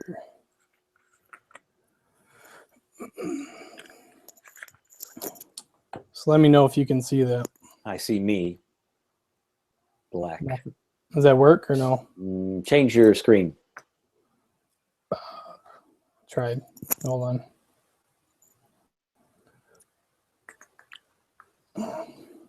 How about that? Yes. All right. So I focused in on a social issue as well, such as Tim, and also the American dream in a totally off the wall idea of what the American dream really is. And was looking at being a product of divorced parents and the effects of children on that issue, and found some alarming, saddening, kind of want to stop doing what I'm doing, statistics, because it's depressing. But regardless, it's an issue that I'm interested in tackling, but I think after I finish this presentation, I'm going to switch the gears slightly. And Mark and I, we have kind of discussed that. Yep. Go ahead. So the American dream, getting married, having a child, getting a divorce, is kind of the dream that I'm talking about. And some of the statistics I saw, 43% of children growing up in America are being raised without their fathers. 75% of children with divorced parents live with their mothers. 28% of children living with a divorced parent in a household are in an income below poverty line, and Brianna kind of talked about that with Flint. And then some other crazy statistics about fatherless homes, in that fatherless homes make up for 63% of youth suicides, 90% of homeless runaway children, 85% of children with behavior problems, 71% of high school dropouts. And the statistics just keep piling on. And I mean, it's a serious issue. It's bleak. So I was thinking this idea as, how do we help the children of divorced parents? And the statistics I was reading and the information talked about proximity of the parents living closer together is those statistics get diminished by the handful. And so how does the housing situation allow for a mother and a father that are separated to live in an area together where the child can feel like he or she is part of a home? That's kind of where I was thinking I was going with it, as a particular issue dealing with housing. And so what I was thinking was, can we set up apartment style buildings where maybe the mother is on one floor, the father's on another, and the child kind of lives in between them? And then maybe the mother goes up to the child's level, or vice versa. Mhm. Or is it a possibility where they live in separate houses next to each other? And then also the other idea was, how can we start to reconcile a divorce through programming and allowing for a possibility of the parents working together to reconcile their divorce and even get remarried. I've read a couple instances, or a lot, I guess, of that happening. What sort of programs that can we introduce within this housing district, such as working out, cooking classes, psychology, which are therapy sessions that I feel like everyone should be a part of anyways. Yoga that just kind of releases the stress of our society. Activities of painting classes just Mhm. to enjoy each other, dancing, line dancing up here, or disco dancing next to Mark. So whatever that situation is it a programming issue with a mix of proximity, that we can start to rehabilitate the statistics of divorce families, and then how does that help blossom the child in trying to relieve the issues of what it comes out of. Having said that, I have turned to think of not so much about the divorce portion, but how can we start to create a housing district for young married couples that have children, that they can use these programs to keep the relationship on the up and not fall into the category of divorce. Such as maybe there's a night daycare to allow that the parents can go enjoy a night of painting or cooking classes that maybe grandparents aren't close by. So that's kind of the direction I'm going with. It also, up in Boyne City in northern Michigan, I read a bunch on the city's website about the top 7 issues of the area that the community sees, and the number 1 issue was young professionals. And so using that, young professionals and how to attain them. Mhm. And so using the young married couple approach with children, and trying to give them a place where they can thrive and enjoy some of the things together, to negate a divorce situation. Or to sort of diminish the possibility that divorce would be sort of the better outcome than Right. than rather than staying together. Thank you. Can you maybe shrink this image a little bit, because some of the stuff at the bottom is clipped from my view. Maybe not. Oh, everyone hold on. else's. Yeah, let me try this again. I think I know what I did. Or maybe Stop screen sharing. Yeah. Or I could just click on it. Good grief. I suppose I could do that too. Full screen. Try full screen. Yeah, does that work better? Sorry. I'm still looking. Yep, that's better. Thank you. Okay. So it's kind of more of just a big idea concept. This doesn't Sure. have to be stationed in northern Sure. Michigan. This is a global issue.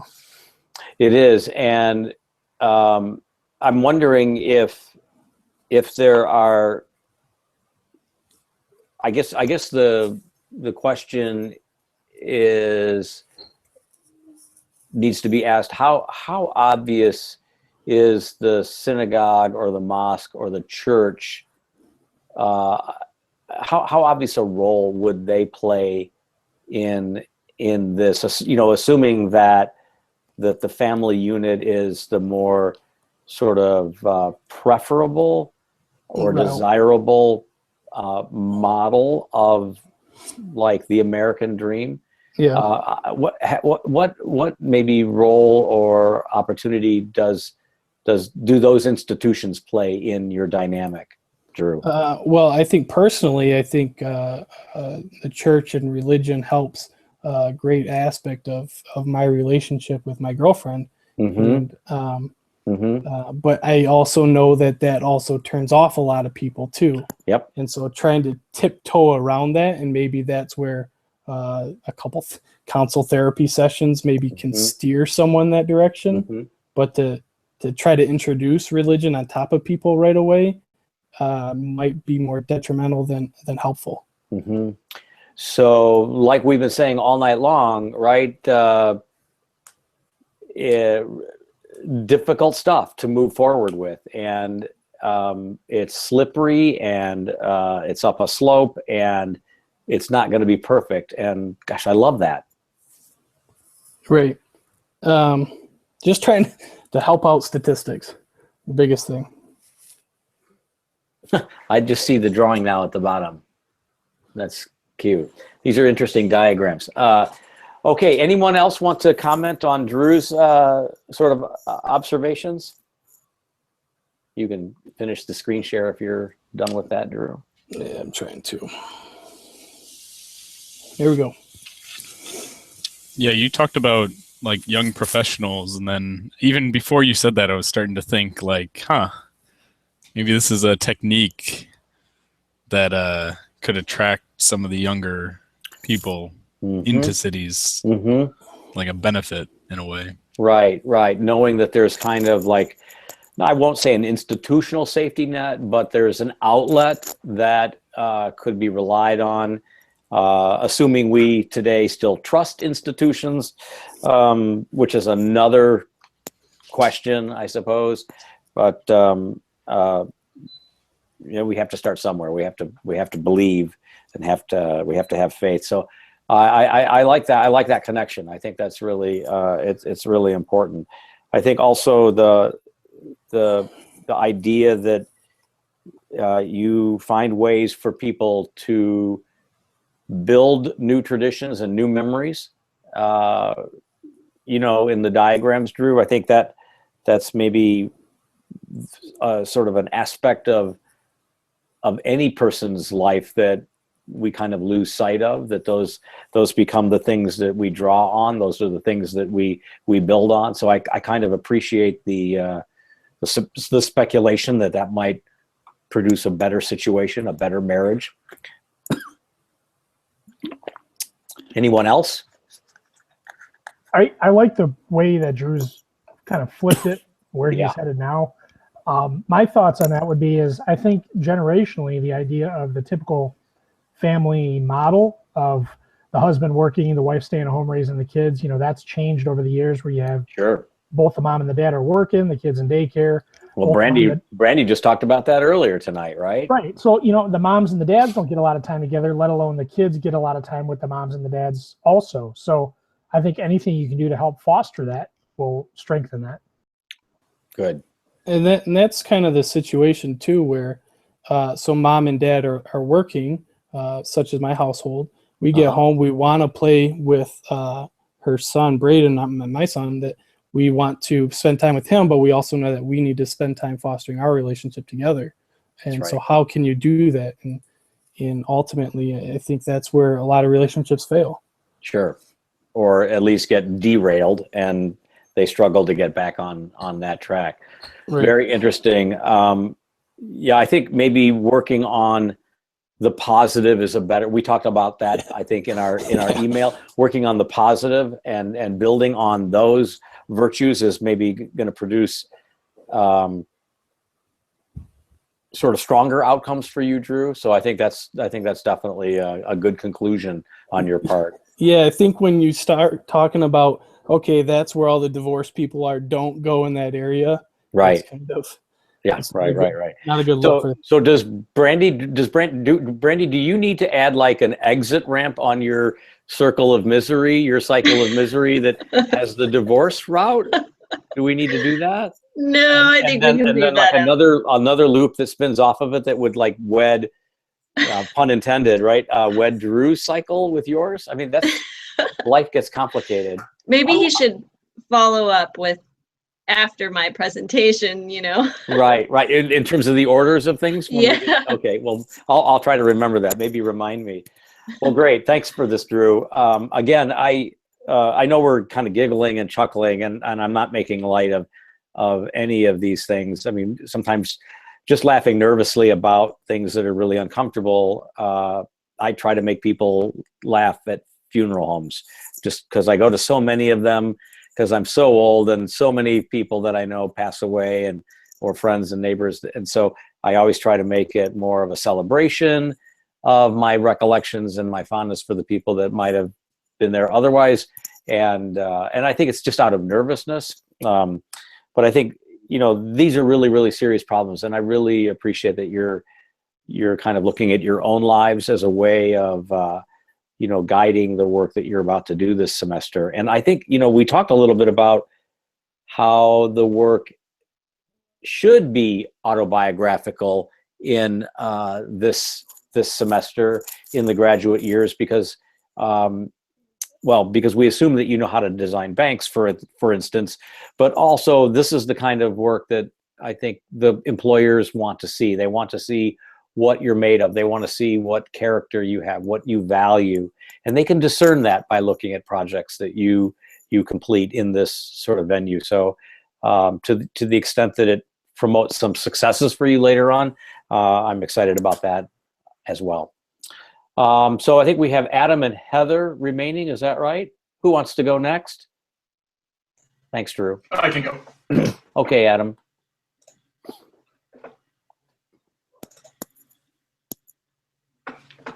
Let me go.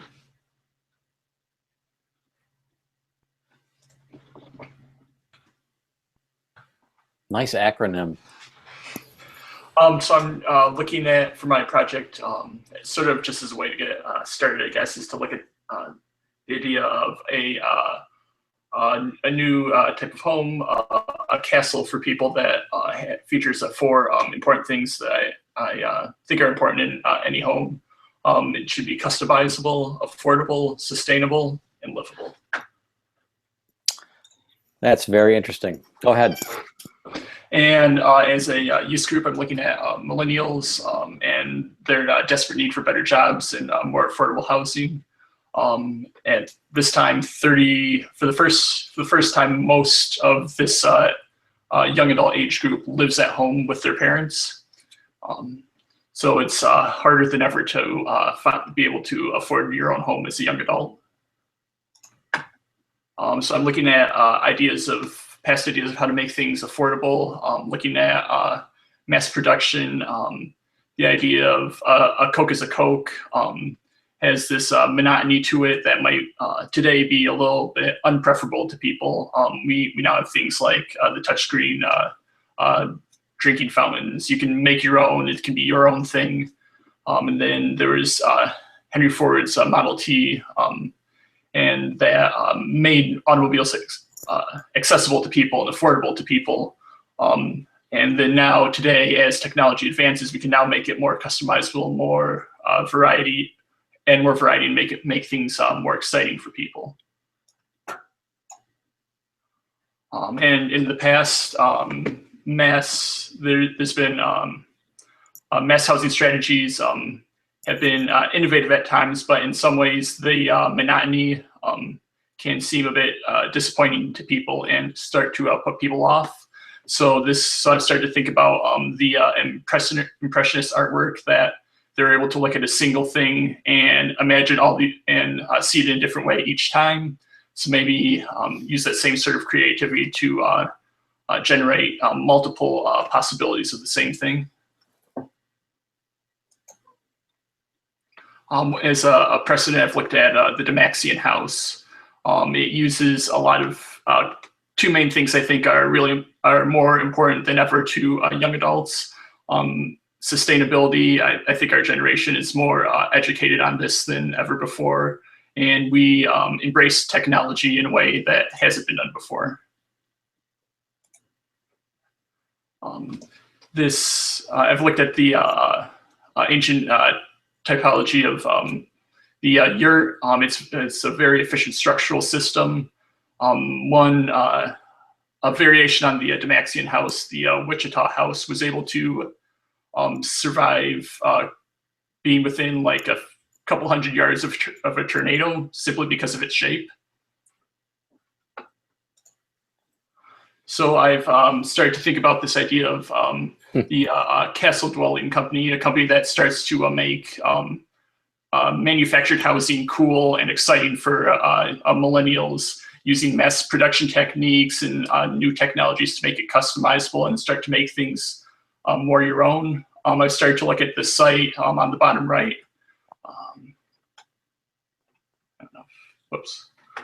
Looking at the site at an abandoned factory in PM that's all been torn down now. It's around a half square mile of just vacant land in the middle of the city of Lansing. So this could be an opportunity to provide better jobs and also provide more affordable housing. I've started to think of ways to start for this company to start to market to millennials, embracing the excitement of cell phones, iPhones, and thinking of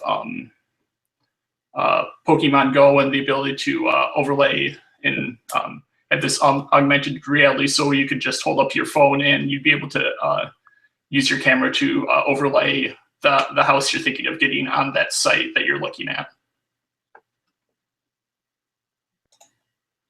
I started to master plan the site and thinking of how to arrange both a new factory on the site, how things start to relate to the different features of the site, with the main freeway main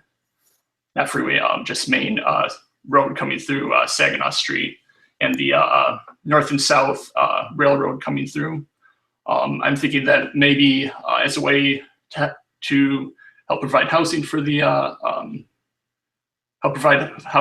employees, and then also just help the company test out new housing models that could be on the southern portion of the site. And then you'd also start to accommodate different types of amenities that would make people want to start to live here, things that aren't necessarily in the area.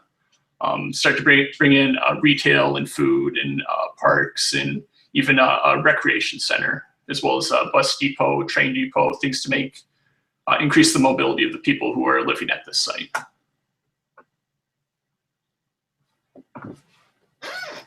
Terrific. Have you seen Edwin Chan's new installation in Detroit near Grand River and like 14th and 15th Street? I don't believe so. It's been in like Curb, Detroit. They're like Quonset huts. They're like custom Quonset huts. You should take a look at that. It just occurred to me that you should see that as we start to talk about this. So this is a completely like coherent, right? Coherent package of sort of research and outcome that I think is commendable here, Adam. And I appreciate the sort of depth and yet the spread, the depth and breadth of the work at this point. I'm wondering if you're conscious of the sort of planned obsolescence quotient that inevitably makes its way into the auto industry, right? And how that might either enhance or diminish what you're proposing to do. How no one really wants to, like, I'm hearing wants to live in the same house as your neighbor's house, right? The Pulte subdivision stigma, the Levittown stigma. So I'm wondering how you sort of think about that. Is it through the customization? I guess I haven't really thought too much about the whole planned obsolescence aspect. In some ways, I've thought about the way that housing doesn't necessarily keep up with new sustainability technologies. Right. So I thought about how, in some ways, this could help make that more possible. That if housing is low enough, if there's some way to, if you could bring the housing costs down enough, you can make it more affordable to upgrade to and keep up with the current technology and make the world increasingly more sustainable in some ways. Can you go back an image? I think it's the one I wanted to look at.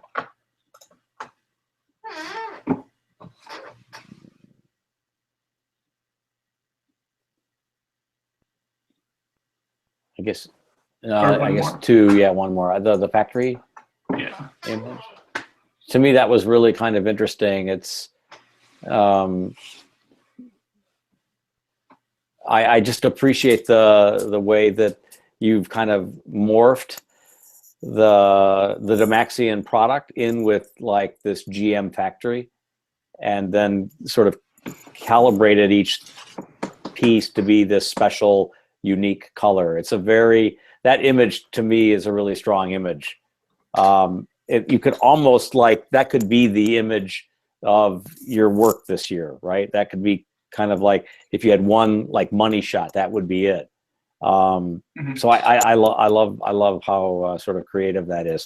So this is another problem, and you're thinking really about the whole equation in terms of delivery, fabrication, acceptance, absorption, and even imagination, right? I imagine what my home is going to look like on the lot, right? That I'm thinking of buying. And so the sort of thoroughness that you're approaching this with is really interesting. Lots of ways to plug into this. I'm not even sure, we can talk about them now. So I think this is something that we'll just keep talking about, but I love the nostalgia of this project, and I love kind of like the future of it, right? This notion of looking toward kind of a new future, because really the Demaxian house was, meant to be a forecast of how we would live in our future, a future that, as someone in 1955, 1960 saw it, right? In terms of like Fuller. So this is very, very interesting. I'm wondering also, we talked a little bit about Elemental last week. I think also you should look at, speaking of going back in time to 1966, look at Moshe Safdie, who did the housing complex at the Olympics in Montreal. Okay. And then if you look at Archigram, which is Peter Cook, and you look at like Movable City, and then Super Studio, I think it's Adolfo Natalini, and you look at like Continuous City or Ribbon City, and you begin to sort of maybe I just look at that, and then finally you'll like those drawings a lot. You will, and then finally in Japan, the Metabolists.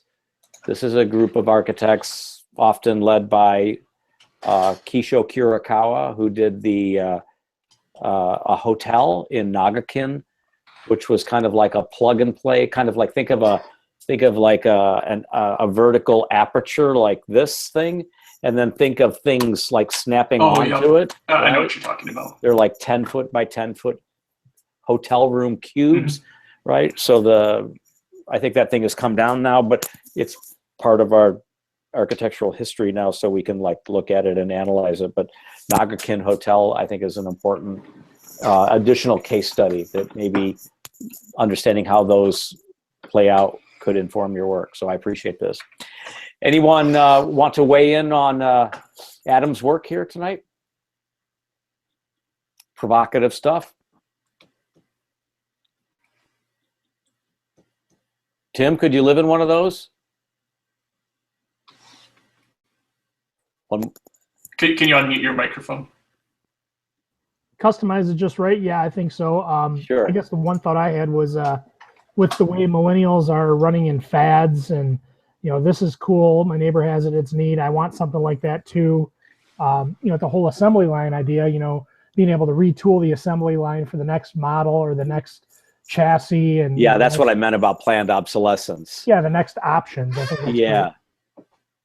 And I also like, so if you look at Peter Cook and Archigram, Adam, you can begin to sort of think about mobility and dwelling as a simultaneous sort of thing. So like the Airstream trailer, right? Or the motorhome. Tiny house living. And then Tiny House Living, that train wreck of a TV show that, I'm just going to tell you this. Do I stop at it if I'm bored with Golf Channel commercials? Yes, I look at it and I watch those two dorks like persuade this young couple with 2 dogs and 3 kids to move into 180 square feet with wheels. I don't think there are any adults in the room when this show is being made, but it's I think something else to think about with this is the sustainability. I mean, like cradle to cradle, like this is old and now they hate it. So they need that to go away and then have a new one. Like the planned obsolescence, but also make sure that something like that has a use after it is irrelevant. So I guess, and that tiny house stuff, what else is interesting to me is the lessons learned about the choices people made on the things that they bought, and that maybe they don't need as much stuff, and that maybe we can live with less, live more coherently as a unit in the way that, Drew was talking about, more authentically with the land. And maybe if the land doesn't work for us because of climate or weather or drainage, like soil and that sort of stuff, then we just move and we move to a new place. So the sort of mobility quotient is kind of an interesting thing as well. It's kind of in opposition to what Mark was talking about, like, please move to Southfield, please, right? This is sort of like the opposite of that, but I think there's room for that here. So this could be very interesting. So thanks for that. Anyone else? Okay, so Heather, you're the last one. We'll finish up with you. Thanks, Adam. One more time, give me an audio. I can't hear you. Hello? Now we can. Okay. It's the settings. Full screen. Okay. So before I go into my It's still me. You have to click on your PDF, please. Yeah. Before I get to my PDF, I just want to say that my assignment 1 is majorly to bring to light a problem that I wish to solve in my community. And my focus for the middle housing is my rural hometown of Pinckney, where we have an epidemic of children, teens, young adults, and families who are or have been a victim of death from alcohol, drugs, and suicide due to a lack of valuable resources found in urban cities, and as well as lack of entertainment for the youth. And this is just the overall problem that we have is that we live far away from cities. Roughly, it's about an hour drive to Lansing, an hour drive to Detroit, and a half an hour drive to Ann Arbor. And the resources that are available in these sort of large urban communities for the youth aren't available here. And as a result, the youth have nowhere to turn to. They are unable to find resources that's outside of the school, outside of the church, or outside of their family. They don't have like an outlet that is safe and anonymous or available without peer pressure involved with dealing with other students that want to do these sort of dangerous activities There's we have no form of entertainment. There's no movie theaters. There's no bowling alleys. There's no putt-putt within a driving distance or within a biking distance. So the thing that I'm focused on is finding, bringing in these sort of resources as a catch-all sort of safety net for the Pinckney residents and nearby residents, so that the families and individuals don't fall through the cracks and end up in poverty or turn to alcohol or turn to drugs or eventually kill themselves because they can't find an out and they can't find help. Wow. Yeah, it's pretty bleak. And so the idea is to bring about a community of affordable housing, provide ways of having entertainment and activities for the youth, young adults, as well as families, so then they can form bonds, as well as provide ways that the community itself can get involved and support each other, and provide education and tutoring, as only 50% of Pinckney residents only have a high school degree. And so if we are able to provide a way that the Pinckney residents are able to get up and beyond, they will succeed even better and come back and prosper. And if we provide all of these sort of outlets, we'll create more a more positive atmosphere for our community. And in the end, if we take the young adults, the families, and teens, and we're aware of their situations, we add love or affordable housing, activities, community, and education, we provide them with opportunities of growth, fulfillment, and prosperity. Mm-hmm. That's Wow. So you know, we talked a little bit about this. Well, we talked a lot about this last week, and I've been thinking about you and this whole sort of issue with your community, and I am glad that you're looking at it. Can you maybe elaborate a little bit more, Heather, about how you think you'll take this forward? Well, I was looking at the site a little bit more by the railroad track. Yes. By the Lakeland Trail. Some may know what that is, some may not. It is essentially an old railroad track that was turned into a trail.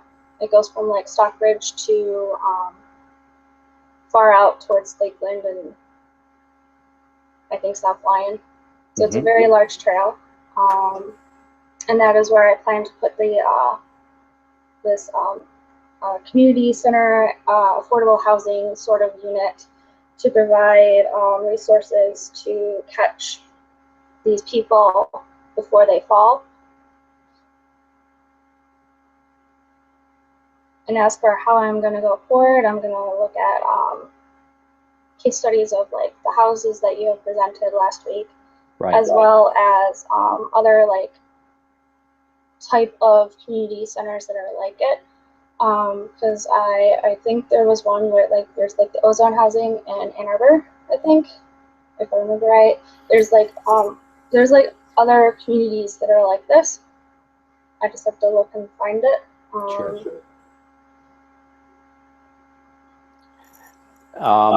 So actually, are you done with your presentation? It looks like this was the last slide. You can go ahead and close the screen share. Yeah, it was a kind of a quick presentation. I'm also hearing my voice as an echo. I wonder why that happens. I don't know.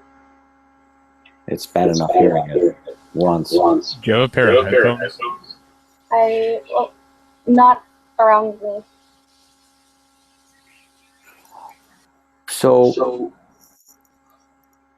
I mean, I think all of you guys maybe a more, you have more experience with this kind of scenario than perhaps I do. I grew up in a different time of like drug use and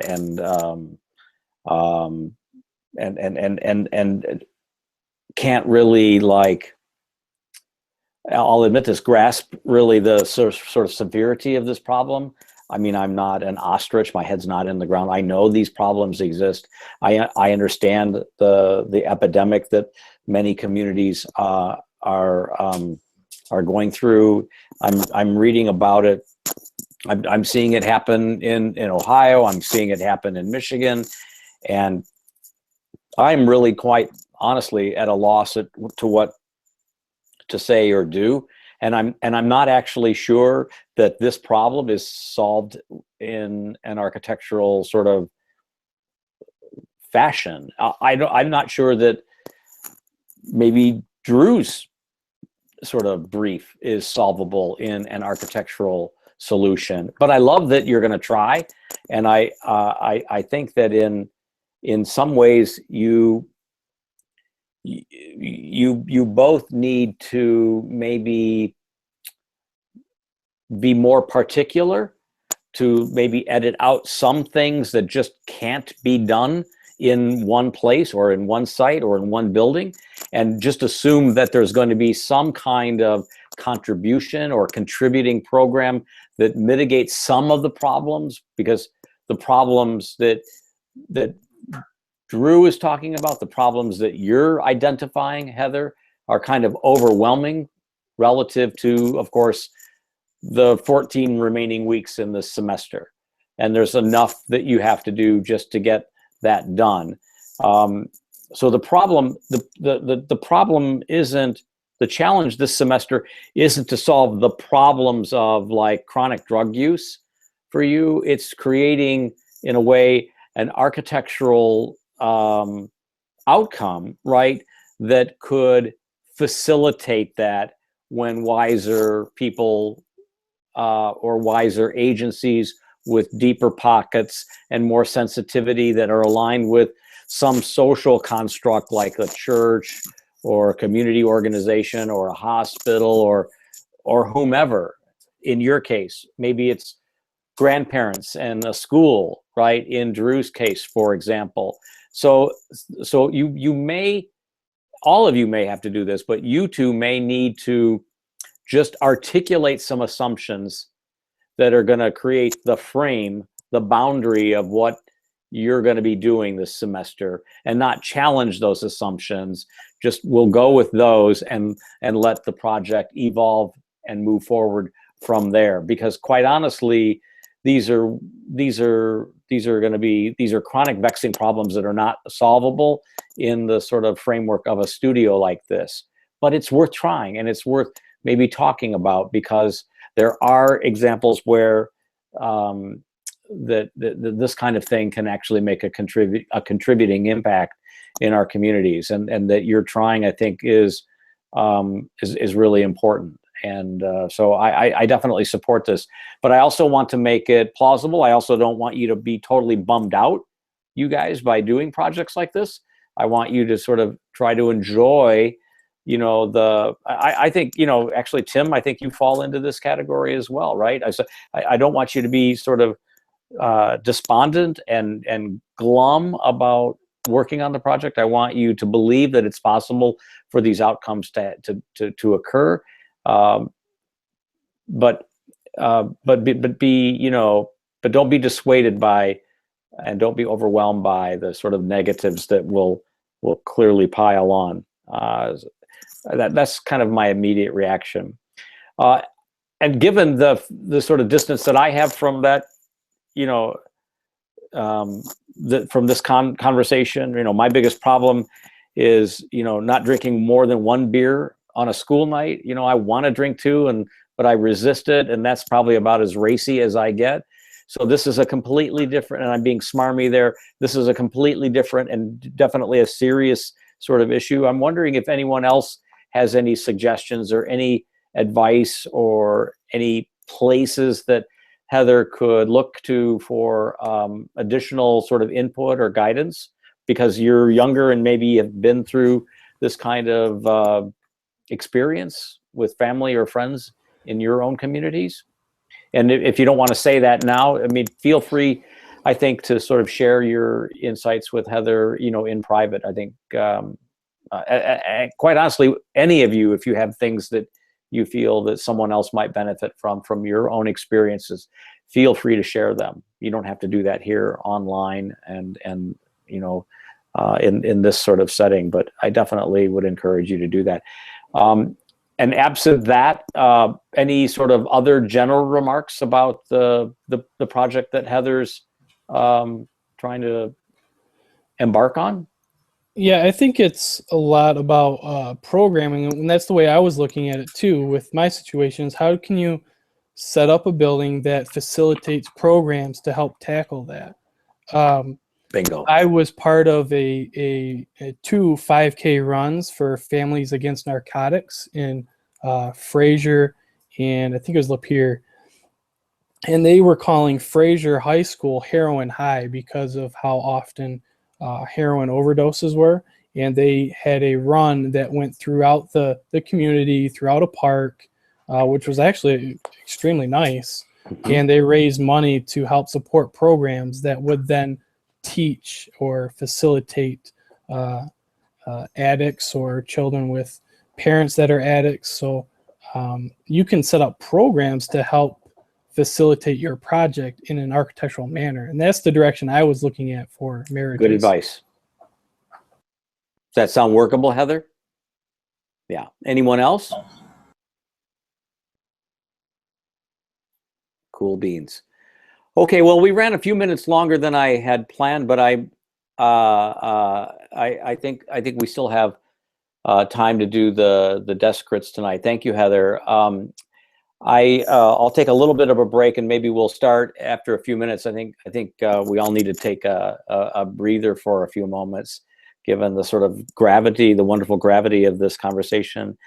I want to thank you actually for this evening. I was really impressed. I'm really struck by the things that you brought to the table. I'm really struck by the depth of engagement and the way that you approached the sort of subject, the question. And I'm actually very excited to share these later tonight with Aaron Jones, and hope that it is a contributing sort of body of work that will add to whatever else Aaron has collected at this point for this sort of university-wide or graduate program-wide assignment. I do appreciate the assignment from an abstract sense, but I think I personally appreciate the way that you approached it from the work that we're doing in our own studio, and you made it, in other words, less abstract. You made it relevant, and I see no reason why, for example, this body of work couldn't be a member of, or an aspect of, or even the basis of a benchmark presentation. Maybe not every plate, but definitely it is a really strong, in my opinion, body of research that can help you talk about your ideas more clearly at the benchmark reviews that approach, and maybe help galvanize your research as you move forward in the coming weeks. So I think it was definitely worthwhile, and I'm glad that you took it as seriously as you did, and I'm excited to share them. So thank you for that. If I hear anything about eventually what's happening and when it's happening and how it's happening, and if there's something for you all to see, if that's even possible for you to be on campus to see it, I'll share that with you regardless of where you live. And if I hear anything in like faculty meetings that are planned or not planned or otherwise, I'll share that with you as well. But at this moment, I haven't seen anything else that any of the other studios have done, mainly because I don't really go to campus that often. But if any of you are there and are walking about and you see something, please, share that with us. Okay. So I'll be back at 8 o'clock. I will see 3 of you tonight. We'll probably have slightly more compressed conversations this whole week, not only tonight, but also Wednesday night, because I expect that along with all of the other things that you've been doing to move your own work for missing middle housing independent of this exercise, along with doing the work that was involved in this exercise, there's probably a lesser amount for us to talk about this week. And obviously we won't have a lecture tonight, so I've got something else up my sleeve for next Monday night when we meet again, and that class, that Monday night class, will be a more abbreviated one. And on the next Monday night's class, we'll talk a little bit more about the schedule and the sort of first benchmark. So I'll be back in about 9 or so minutes. And who am I going to see tonight? Which three? 1, 2, and Tim, is that you? Who raised their hand? 1, 2. Oh, I see you. Oh, Adam. Then. Excellent. Okay, I'll see you all later. And if you're, like I said before, you're all welcome to hang around if you're in, if you're not scheduled for tonight. And likewise, if you're not scheduled for Wednesday night, you're welcome to visit those sections. So thanks very much. I'll see you in a few moments. Okay. Thanks.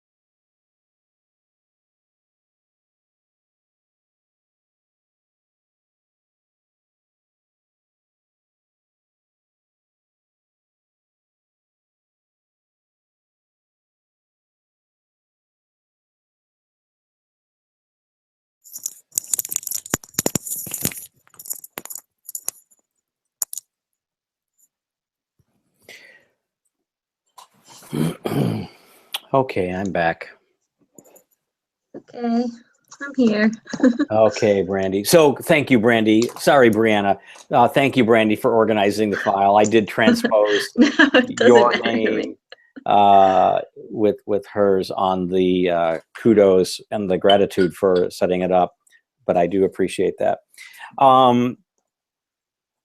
So this is interesting. This studio got like really, really serious and really personal and autobiographical. I never tell people all of this stuff in studios before, so I'm kind of in uncharted waters in some regards, but maybe it will help sort of catalyze the work even more resolutely. And I think that's kind of important. One of the things that and I'm just sharing this with you so that you understand why I'm enthusiastic about tonight and what we're doing and what I'm hearing, is that the studios that I've been running for Lawrence Tech on missing middle housing have always looked at the city of Detroit in a particular neighborhood called North End, which has gripping blight problems, gripping drug problems, gripping poverty problems, on and on and on and on, right? Serious stuff that the kids come to see firsthand by visiting it, and they come away going, oh my God, this is hopeless.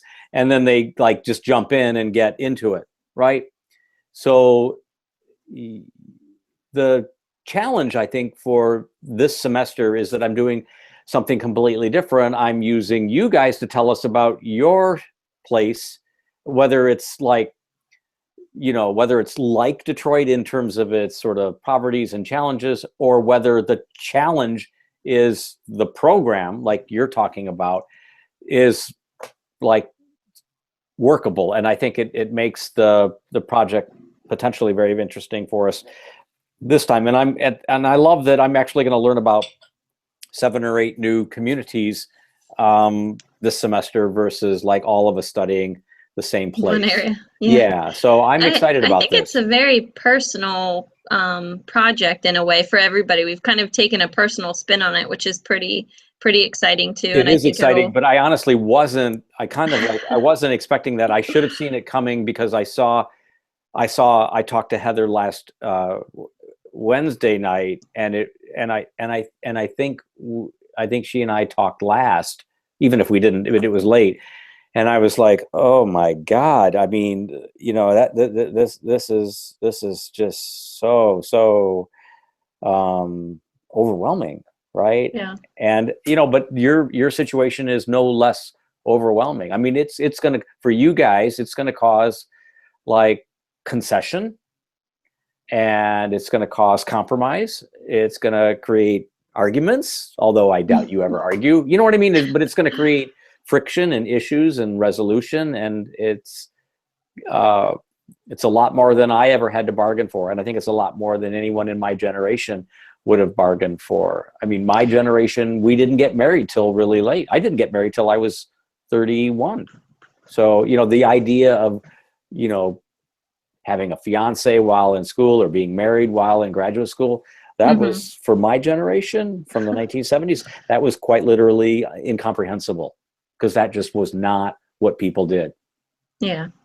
Well, for me, I took time off of school too. So I'm older than probably most of the kids in our class. Mm-hmm. But what was I going to say? I think the biggest thing I am struggling with, which is kind of what Mark was talking about a little bit, is that I'm not really focusing on like one specific group.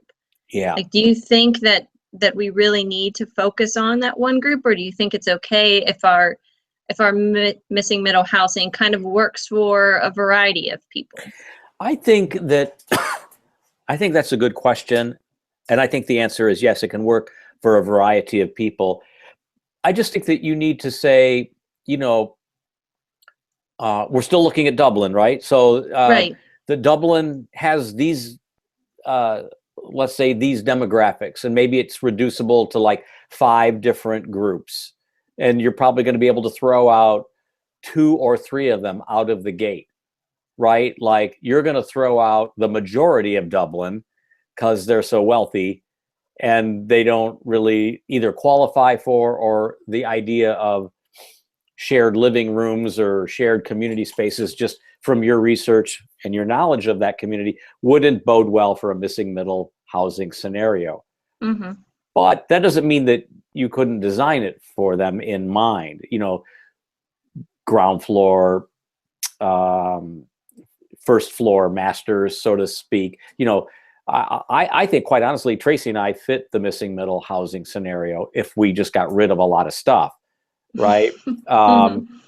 Which happens with people as they get older anyways. But I think you can say, this is what we are here in Dublin. These are all the demographics, but I'm only going to look at like these 2 or maybe 3, and then allow us to learn more about them and how you're going to be inspired by their uniqueness and maybe their commonalities, and then use those unique conditions and those common conditions as a springboard for what you're going to be doing. I don't want you to spend the whole semester kind of like with your head in your, you know, palm thinking, oh, what am I going to do? I can't figure this out. I don't know who. Just say, like I was saying with Heather, just draw a frame around it, and let's say just go with that, and then let that be the way that you move forward. But I don't think it needs to be. I mean, I think you can make it much simpler for yourself. Okay. And I do have a couple of slides to show you.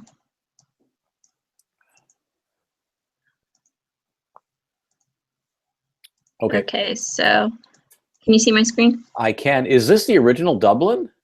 Yes, I found these really old images, and I think, so I was just looking into a little bit more of the history of Dublin, and I found some really great information. Actually, I found these documents that just are filled with information about Dublin and about even just historical Dublin, keeping up with it today, and the different requirements and things like that. But I haven't had a chance to go through all of it in depth. Just kind of, I've been sort of looking at, I think, too many things at once, Sure. and not really focusing okay. on one. That's okay. That's that expansiveness that we were talking about with Mark. But I think there's just some really great stuff, and I think it'll be fun to sort of tie in some of the architecture from then to now.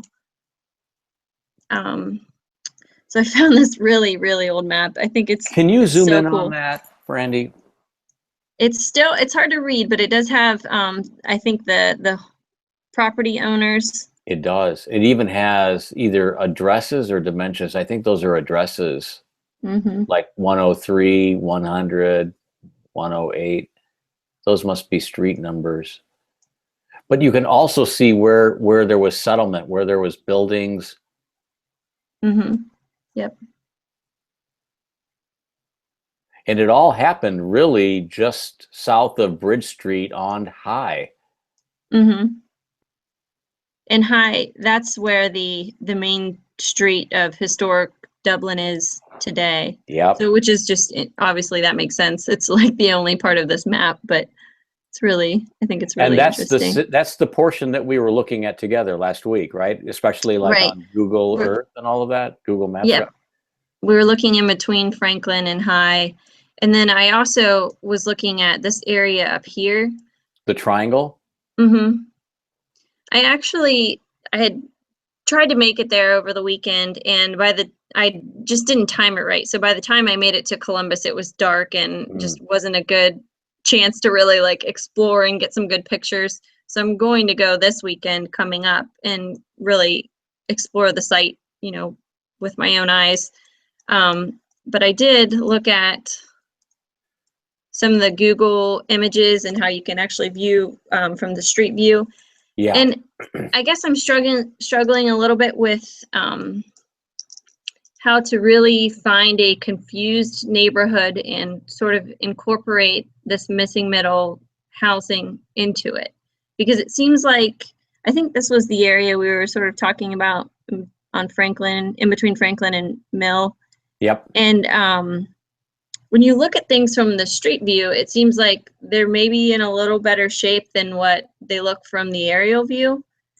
And so I was just kind of trying to think of, okay, how can I really incorporate new development with existing development? You know, are we kicking people out of their houses? You know, how does that sort of work? Good question. So the two different kind of spaces that I looked at, and I mapped this out because I thought it was interesting that, you know, with Missing Middle typically focusing on walkability and primarily being within a, you know, a larger city. I think that Dublin has a lot to offer, even just this area of Dublin, because of all of the different restaurants or businesses that are close by. And even Kroger is only a 9-minute walk from High Street. So I thought that was pretty interesting. That is really impressive, actually. And I love Jason's Deli. Just noticed that was there. So there's some really great things close by, including the elementary and middle school, the library. I think that it could be a great place to have that walkability, and maybe not for work, but maybe for work also. I guess it just depends where you work. Brandy, does Dublin have a master plan for this area? Have you sussed that out yet? It seems like this city. It seems like this city has all the sort of earmarks of a really good new urbanist community, or really strong, like coherent, right, ideal city. Yeah, with the mixed use, they have a lot of mixed use. It seems like they're not just focused on segmenting residential and business. Yeah. They have a nice intermix of the two.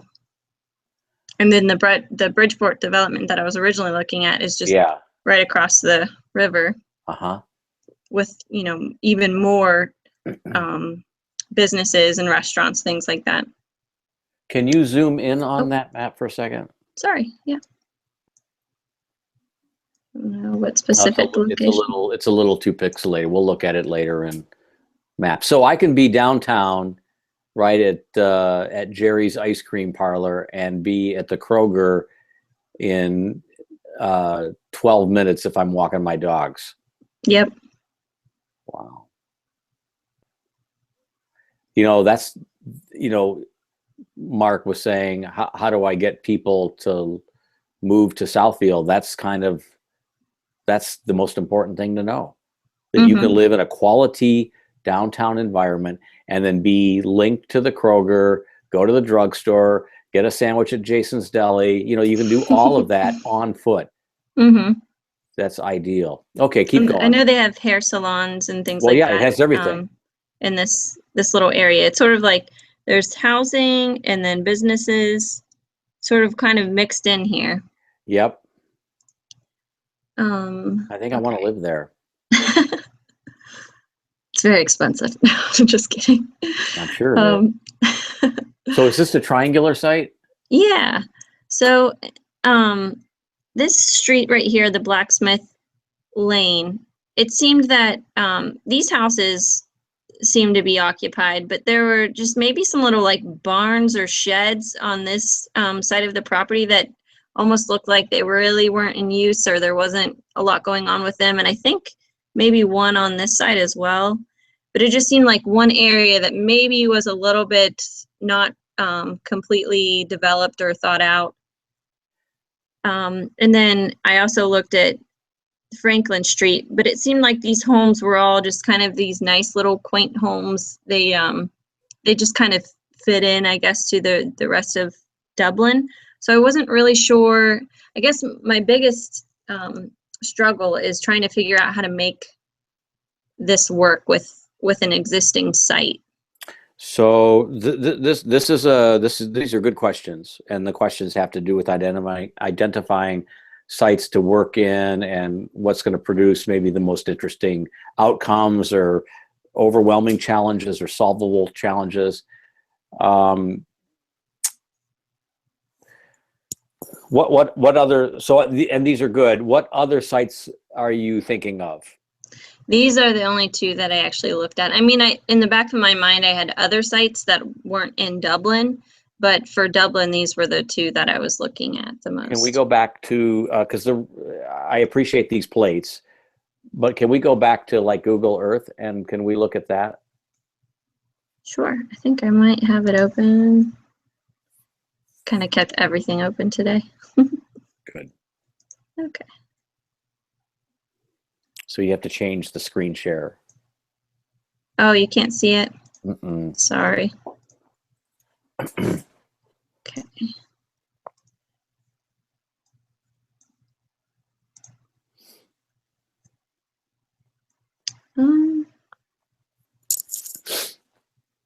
The thing about the Blacksmith Lane while you're firing this up is that those few homes actually look like they faced the river, and that the street that they are on is actually not Blacksmith Lane, but actually the angled or tapering street. Yeah, And I think that would be the their garages, address.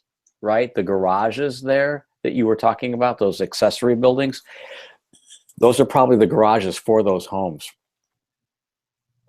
They may be, and or those they actually almost seemed more like sheds. Can't figure out how to You get this have to it. work. Can You you have see it? Yeah, Oh, okay. yeah, okay. just zoom in. Oops.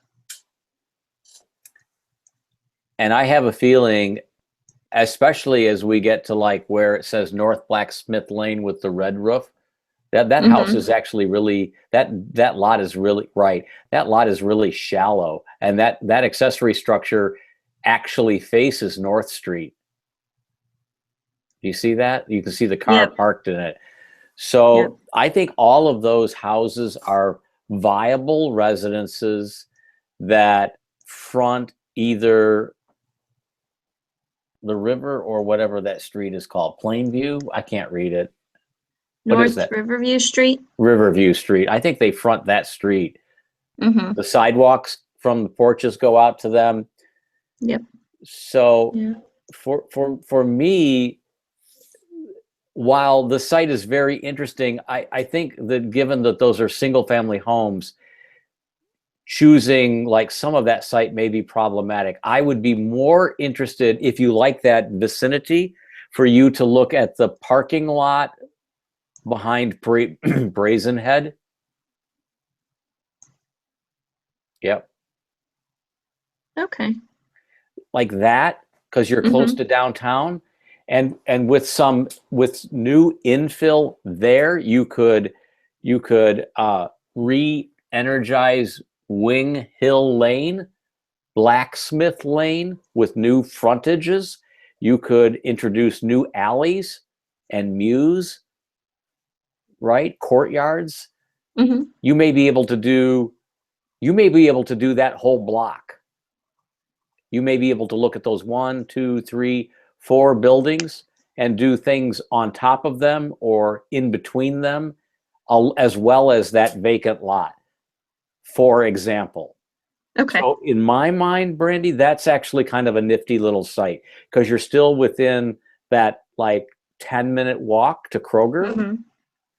You're still downtown, and you're repurposing vacant land that clearly there's enough surface parking everywhere around it that the capturing of that land and replacing it with development instead of sort of asphalt or dirt parking is a much better sort of thing to do.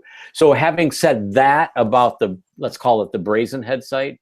I don't know what Brazen Head is. It looks like it's a bar. It's a watering hole. that means bar. Yeah. I'm totally down with that. So, I know we can't get rid of that place. no, not at all. But maybe we can make it better. Are there other sites like that that you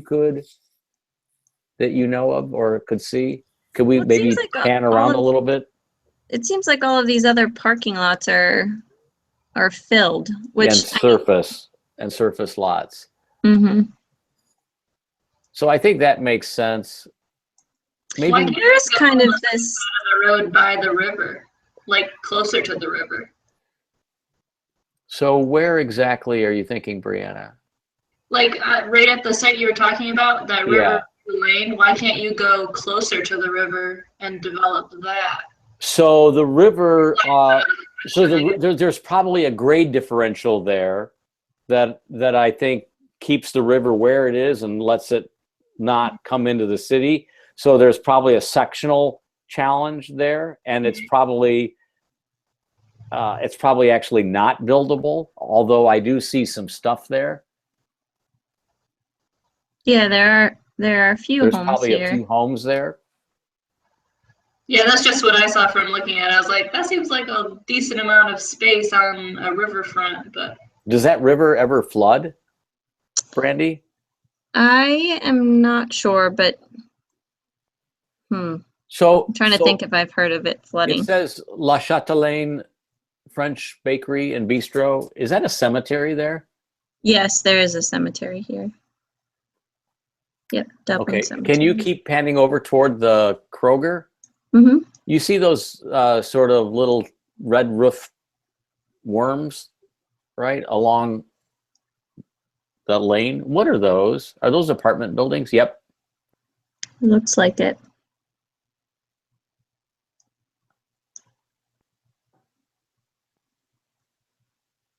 I thought this little area over here was interesting as well. I mean, it's a little bit further away from for being walkable. Wait, what are you pointing to? That little This weird little cul-de-sac. I'm not sure what's really around can you here. zoom in? So this was probably a site that someone Cosgrave Ditch. Mm-hmm. You could call the city. Look at, there's a big home across the street from that, Yeah, that pool there. and the Or are you ditch talking about continues. this one? Yeah, and no, the one A across couple. the street, the big one, that one, and then the ditch continues across. I'm seeing as I cross High that you can see Cosgrave Ditch. A little note there. So this might have been like a subdivision site. You could call the city and say, "What's up Okay. with this piece of land?" I can see that it's close to the water line too. It doesn't look like there's a lot of buildable lots on it.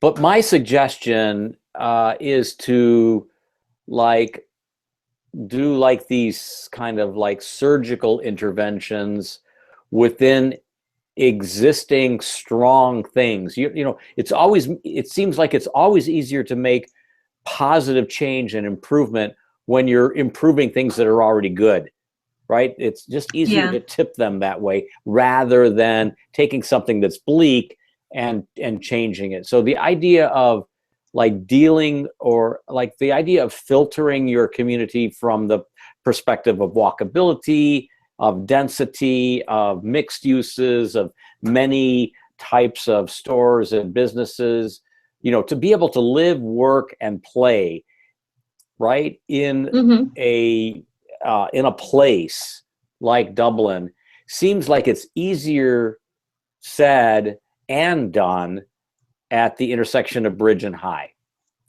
And if that's true, then I think that's kind of like, you can't like stray far from that. Yeah. That's my sense. Okay. So if you and I were in business as developers, that's where I'd keep like slugging you. I'd keep poking you to say, come, let's look at this site now. I'd wear you down to try and look at like those kinds of sites. So maybe it's maybe it's the town center parking lot, right behind the Starbucks and the Conventions Bureau. Maybe it's that lot and the parking lot across the alley there where it says Village Tavern. You know, like that the block behind those stores creates opportunities for you, I think. Okay. So can we do sort of a split site, or is it really just one? Okay. Yeah, definitely. Okay. And again, they don't have to be vacant. They don't have to be for sale. They just have to be physical places, geometries that, you know, that you can utilize, right? And diagram and then build on from an intervention perspective, right? I want to go visit this place. I do. I definitely want to see Dublin. It's that kind of. It seems like it's the kind of place that has the sort of the charm that I think a lot of people would enjoy, that a lot of people would appreciate. Hmm. And in your case, the history is kind of interesting. Have you seen the what is that called? It's like, it's a book, I've got it somewhere. I just don't. A Guide to American Architecture. Guide to American.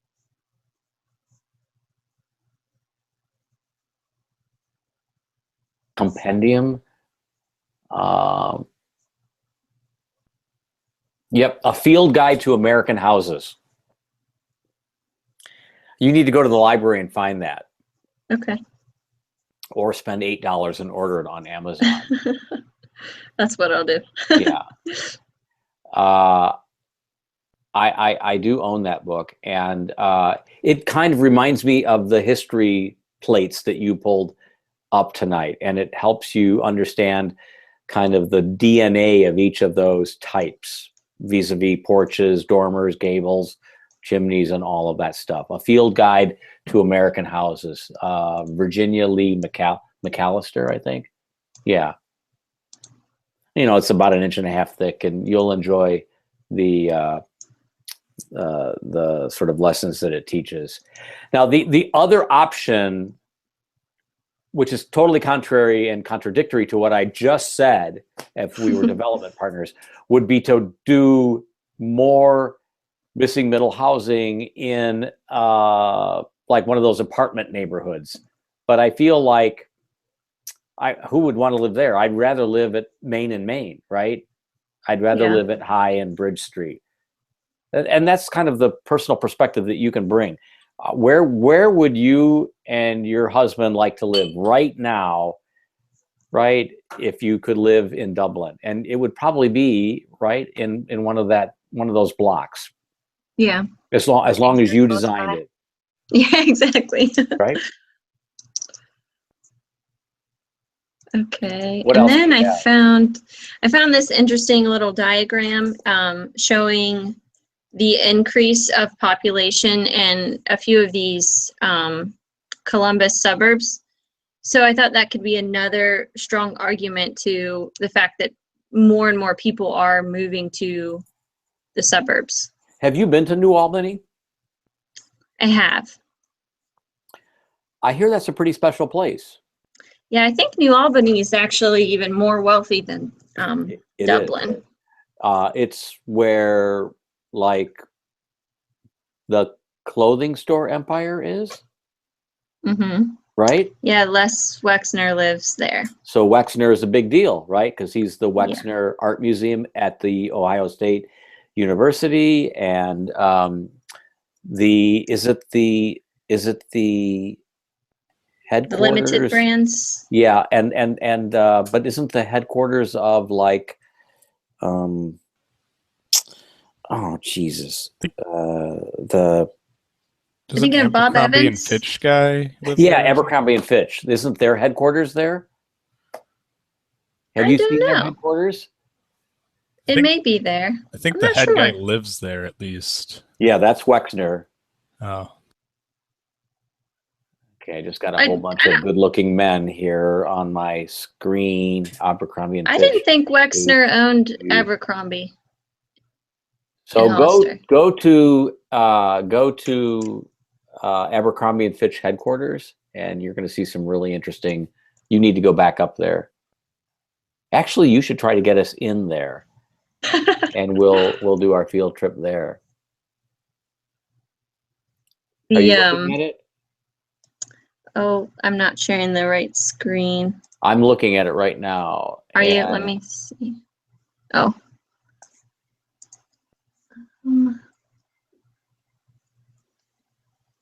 Wait a second. From an architecture perspective, it's probably a really interesting place to visit.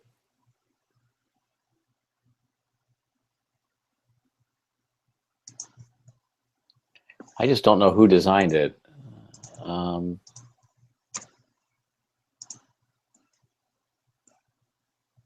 You need to find that out. Okay, I see it now.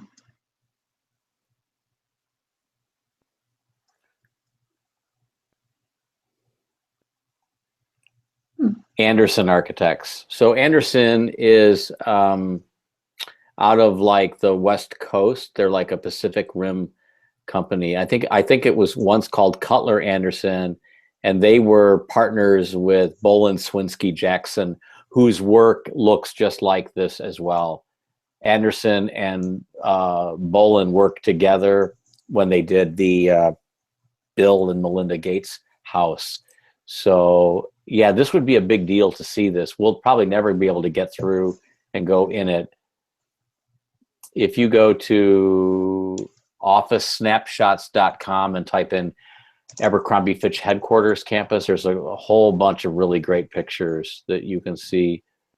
Okay. You can look at that at your leisure, but it's pretty amazing. Yeah, their work is really good.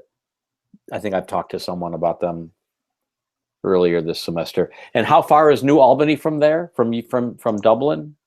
Maybe it's closer to you. No, it's definitely closer to Dublin. Find out if we can do a tour there. I think that would be worth doing. And neutralize Yeah, it. Dublin's on the west side of Columbus and New Albany's on the east. That's But what I think thought. it's still pretty far from me. Yeah. Well, it's probably just a half an hour, right? You're an hour from Columbus? I'm actually like an hour and a half from Dublin because I'm on the east side and Dublin's on the west side. Yeah, but New Albany's probably right closer. So it's probably less than an hour. I would be willing to meet you guys in Columbus to show you Columbus if that boded well, but we could do a side jaunt over to Abercrombie and Fitch if you could get us in. Okay. So, It's an hour and 3 minutes from my house. yeah, so not too far away. Mm-mm. Very cool. Yeah, so that is interesting, and that's a kind of a telling fact that it's beginning to suggest that Dublin is maybe the more desirable neighborhood within Columbus to move to, and these statistics are bearing that out. Mm-hmm. And I think their increase is just so much more drastic than the others. Mm-hmm. And then I found this little piece of information. Every weekday, the city's daytime population, approximately 65,000, exceeds its residential population as workers from throughout Central Ohio traveled to Dublin. So that, to me, says that there are a lot of job opportunities in Dublin. Right. It's not just a wonderful sort of Pollyanna neighborhood to live in. It's a place to live and work in. Mm-hmm. And while they may not all be walkable, they're still close by. Yeah. Cool. What was the last plate? I just added some more information to the walkable burbs data, and I watched Ellen Dunham Jones retrofitting suburbia and Andreas Dewani's new urbanism. Yeah. So those 10-minute lectures, is that what you watched? Andreas is an hour. His was an hour long. Okay. And Ellen's was I think like 20 minutes. Yeah, she was probably the TED Talk. Yeah. Mm-hmm. Yeah, so she was the very first TED Talk ever, actually, and that's why she has so many hits on TED Talks, more than anyone. But yeah, her talk is very good. Yeah, and I think that definitely relates to what we were just talking about today, kind of sure. Filling in basically a flat site with asphalt that's not, that's underutilized and making it usable. And making it more valuable and making it more contributive to the fabric of the city, right? Mm-hmm. Filling in the teeth. And that's sort of how I want you to look at downtown Dublin. Okay. Cool. Thanks. Yep. See you next week. See ya. So, Brandy, Brianna, are you next? Is it Brianna or Brianna? How do you? One more time. Brianna. Thank you. I have a colleague that says, Mark, it's Brianna, because it's only got, well, I think she has 2 N's too. So I don't know. Anyways, I'm totally confused. Yeah, none of it makes sense. All right. So I'm going to screw up occasionally this semester. Okay. What would you like to talk about tonight? Well, I think that the assignment was super helpful. Good. I'm glad to hear that. It just fit in perfectly with, because I already knew kind of my site, and so it fit in perfectly with what I want to do going further. So that was super nice.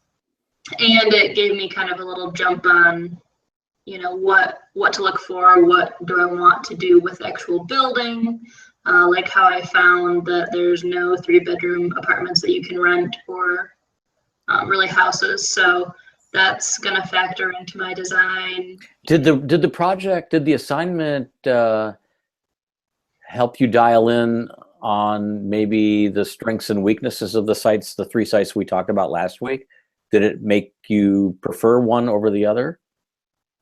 It didn't make me think about the other sites as much, because I was so focused on you're working and you're living, you know, next to the place that you work, specifically for that site. But the other 2 sites are more student oriented, so it didn't really factor into those as much for me. But I can also think about them in that way as well, because it's not just students that are living there, it's also maybe teachers or professors. Mm-hmm. So are you leaning toward the hospital site? Yes, okay. I did decide on doing the hospital site. I thought you might. So yeah, so the assignment had merit in the sense that it kind of sort of spun you in that direction, right? Mm-hmm. And it really narrowed my constituency down to the single income type of children. Yeah, so, and Greg, and what's his wife's name? Teresa. So like where Teresa's the breadwinner because Greg has a malady or an injury and isn't able to support the family. So she's working, and maybe she can even walk to the hospital, or maybe the hospital has a shuttle, right, that runs up and down the street, or she can hop on it and get to like her wing dry and warm and quicker than if she walked the whole way. So the idea of living close to the hospital, because who wants to live near the hospital, right? In terms of like the general market, but someone who works at the hospital, and providing that layer of convenience that thinking the way you are would do. Yeah, let me share this with you really quick.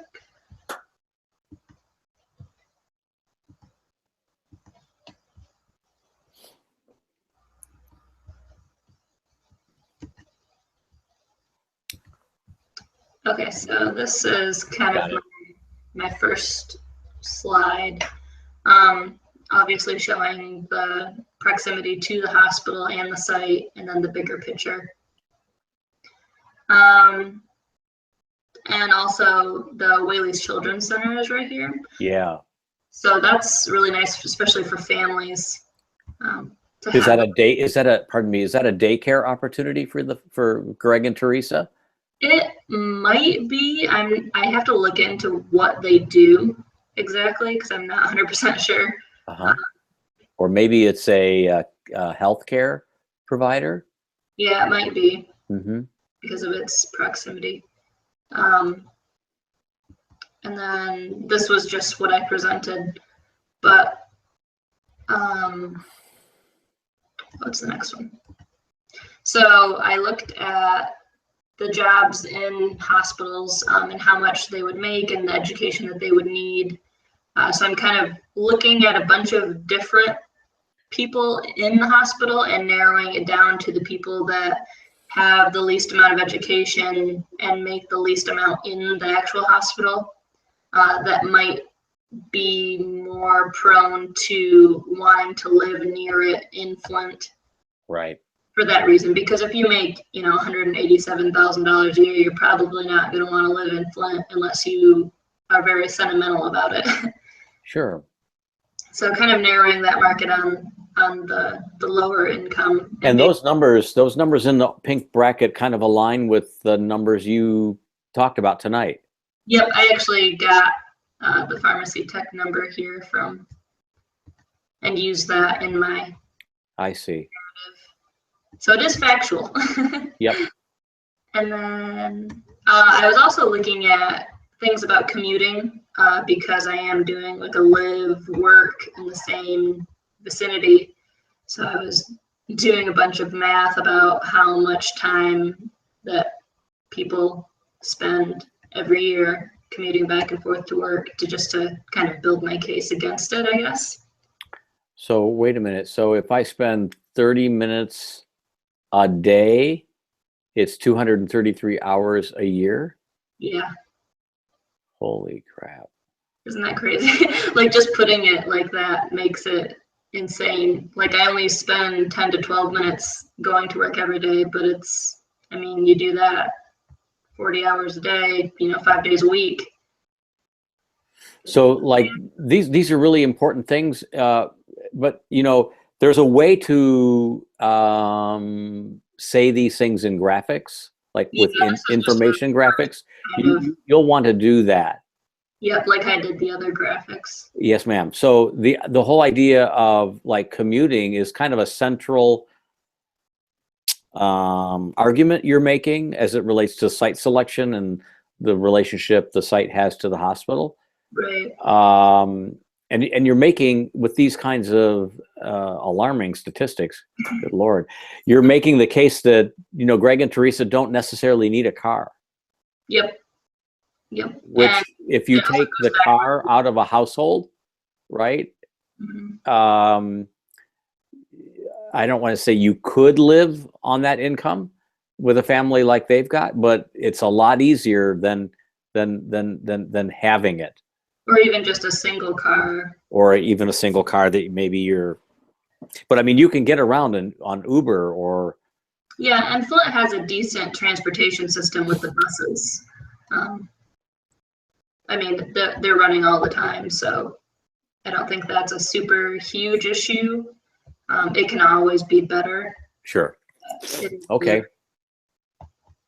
And then I was looking at, this stuff over here is talking about how it affects the area around, these suburban people and the city jobs, and how recently the jobs have been getting further away from both the city and the suburbs, which is like kind of a weird.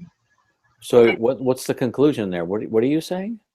The jobs are just getting further away from the people in general. Like some jobs are moving out of cities because they don't have the room in the cities, and then jobs in the suburbs are moving, closer to the cities. So it says over here, I can't remember, the website I think is at the bottom of this. But since the 2000s, when everything started spreading out a little bit more, they've gotten further away. And then the accessibility, people that live near more jobs tend to be jobless for a less amount of time. Sure, because there's more opportunity. Right, so that makes a lot of sense as well. Yeah, and then just this. Mm-hmm. And so I'm trying to not narrow it, but think about what these elements mean for the actual design of the site. And I mean, I don't have a lot as of now. I mean, I'm thinking, it needs to be 3 bedrooms. It needs to accommodate a couple different family units, like how many kids you have, or things like that with bedrooms. But I'm not 100% sure on how to incorporate, you work at the hospital, and so you come home and you want it to be like different than the hospital. But I'm just trying to pick out elements that I can use that I can design into these residential units. I'm kind of okay. So maybe some things to to build on is adding one or two more family narratives, so that you're not necessarily designing for just Greg and Teresa, but designing for, you know, like a slice of a much larger community, and that the three that you would be designing for are, you know, representative of like who would actually fill in all of these housing products that you're gonna like detail or draw. Right. So that's one thing you could consider doing. Another is to maybe think less about the numbers of like bedrooms and things like that, and think more about, given the sort of crushing information about finances and the financial sort of numbers that play out in this scenario, is can the housing that you do design, can it be developed in such a way that, you know, not only can Greg and Teresa afford it, but that the kids, when they play in the space that they would play in, they actually play with other kids, right? That the quality of their life is just as like good as in blending with those other families as when they are home alone with their family at the dinner table. Is there a way that maybe through density and proximity or shared resources like shared kitchens or shared dining rooms or shared laundry rooms, all or some of those things, for example, can that help make the environment for raising these families with maybe more challenging incomes and revenue streams a little bit easier for them to do the hard work of raising a family? You could even maybe correlate these families so maybe they can help each other with childcare at the same time. That's what I'm thinking, right? And also maybe think about the opportunity, right, for the way that the houses. So like we always think about like a figure in ground in architecture. You learn that in first year. You're still going to talk about it, that issue with me, but like Right. You're thinking of the house, right? But I'm also thinking about the space around the house and the spaces between the houses, and how those spaces could be both inside and outside, how they could be enclosed porch or open veranda, right? And how those are places where some of those same rituals and activities can occur, but aren't necessarily in heated or tempered spaces. So thinking about outdoor areas as important program areas within the 1 bedroom, 2 bedroom sort of discussion that you're having with yourself. So thinking about garages, workshops, sheds, patios, gardens, vegetable gardens, porches, verandas, stoops, lawns, right? Driveways, all of that stuff. Like those are really important things too, that you have in your wheelhouse to sort of design for. That's the second thing. The third thing is you've kind of glommed onto that site, which I appreciate your confidence in that. But could we fire up Google Earth and just look at it one more time before we do a cannonball in that pool? Yeah.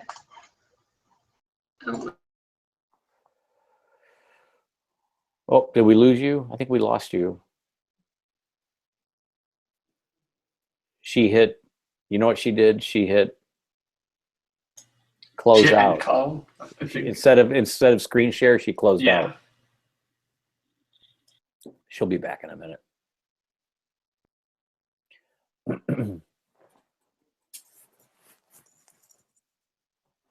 Adam, what does your wife do for a living? She's a nurse at Sparrow Hospital. Oh, sure. Excellent. Mhm. Yep.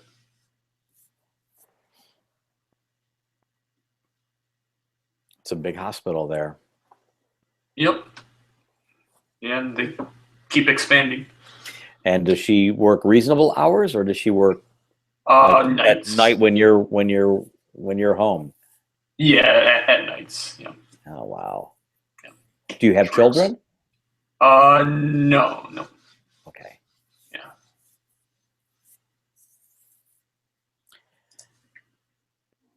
Well, I wonder when she's coming back. I don't know. Maybe she's still talking. Hope she's looking I would hope not. at the screen. Right. Maybe your internet cut out or something. I think she just hit the close button inadvertently. So maybe I should email her.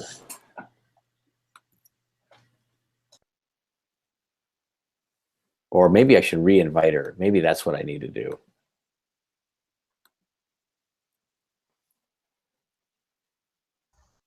Hello. There she is. Sorry. That's all right. I figured you hit Exited out of it. end or close before instead of screen share. So we were going to look at like Google Earth. Yes. I was just about to email you. I was still talking. I was like, why? That's isn't what Adam said. I bet she's still talking. Okay, can you see it? Yes. All right. So take me to the site. Here's the site. Can you zoom in a little bit? Thank you.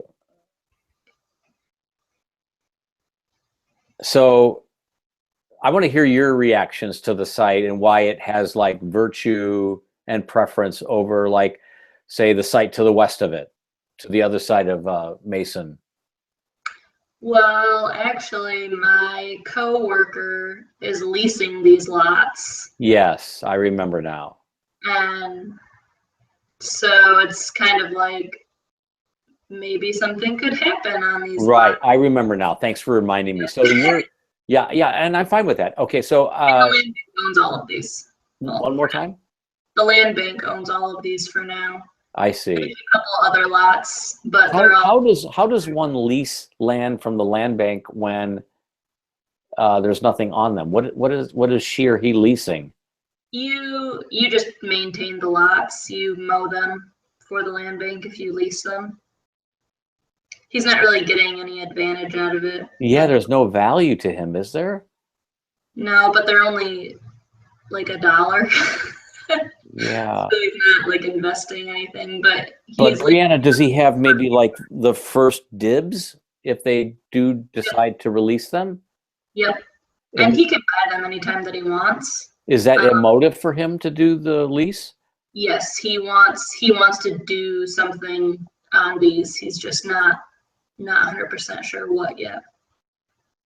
So it seems to me, okay, thank you. So, but it seems to me that there are houses that face Lion Street, and then there's two houses that face 7th and 6th respectively, and the lots that he leases therefore that run along Mason are probably pretty shallow in depth.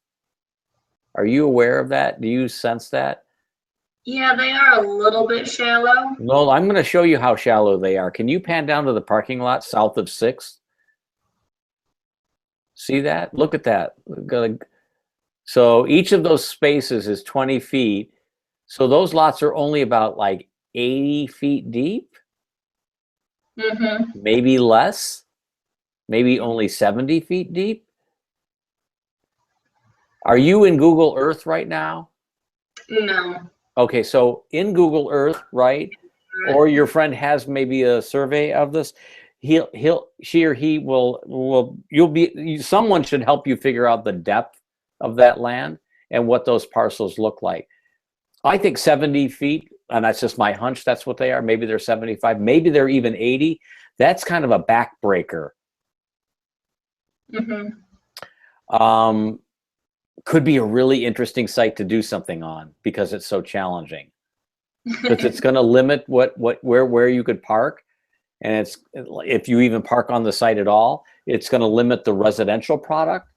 You know what I'm saying? And that could be very interesting. So I'm totally comfortable, Brianna, with the site now that I remember. You know, you're sort of your affinity or your colleague's affinity to it as something that might spin into something like, I don't want to say realistic, but like something within the office. I'm Yeah, comfortable. possibly. Yeah, I guess I'm not aware of the challenges of a narrow or like a shallow. Well, narrow is harder than deeper, right? Yeah. So are those two houses in play? Can those be assumed by you? Do you know the status of those two homes on 6th and 7th? I know that this one there's people living in it because they use this as their driveway. What are they driving on the lawn? Yes, they are. Seriously? Yeah. So they kind of use this as a whole pass through. Looks like there's actually a couple of curb cuts that were driveways. I mean, I think what you just did with your cursor showing me a driveway is like believable, because there's a driveway over there where the other cursor is. Over Yeah. on, what is that, Lynn Street? Lion, yeah. Lion Street? I know that this isn't in very good shape. Is that a house? That looks like a big shed or a barn. This wall here is not in very good shape. Like it has a bunch of writing on it. Can you do a street view of that for me?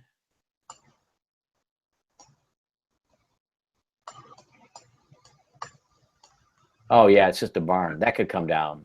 Yeah. So that could be in play. So maybe the lot gets a little deeper as you get closer to 7th. Well, Yeah, this is really quite a little kind of small town thing. Two of the lots in the center of this go back further. Yeah, but like the sidewalk doesn't even like continue there. There were homes here. You need to like find those old maps of Flint the way that Brandy found those maps of Dublin. I think it would help to understand some of the history, and you might be able to like take some cues from the land parcels and the sort of footprints of those buildings and be inspired by that. I think that could be very interesting. Wow, those telephone poles are low. Holy crap. And this tree down here was just cut down. Those are really low. That would have to change.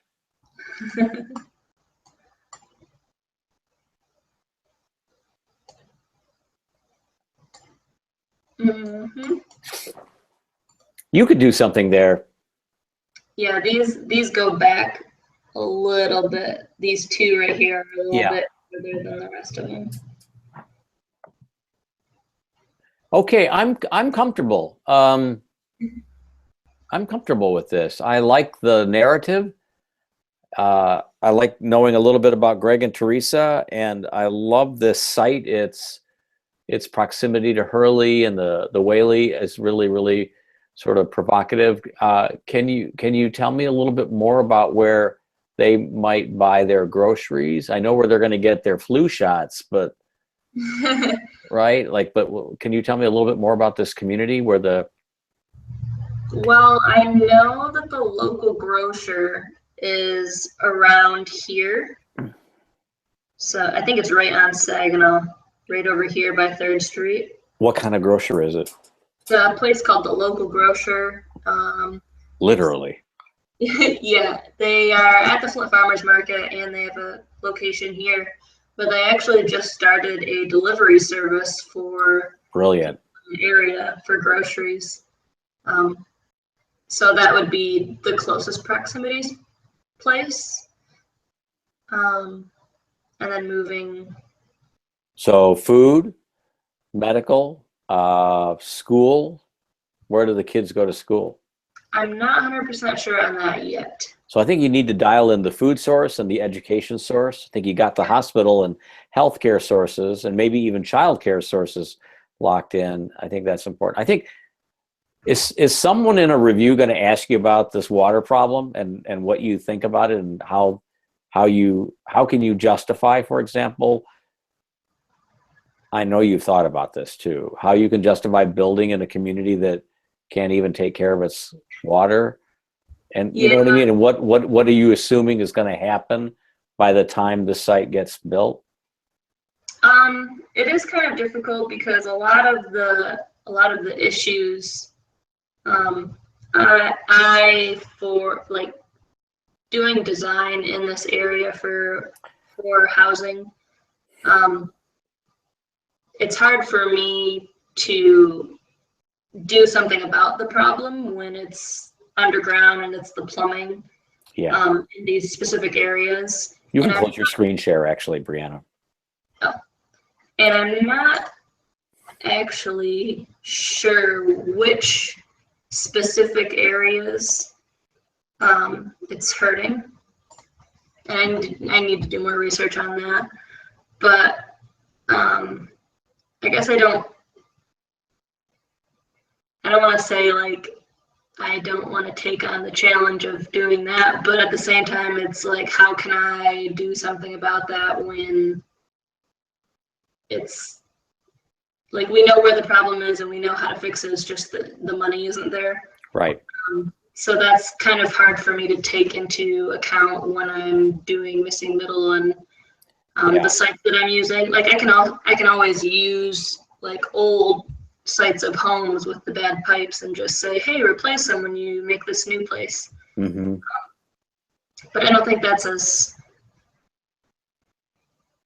good for everybody else, except for like those lots that I'm working on. So I just want you to be clear. I'm really like impressed that you're working in Flint, for one thing, and you're making a living doing that there, and that Verwada and Sedgwick are like toughing it out, and that they're very fortunate that they have you.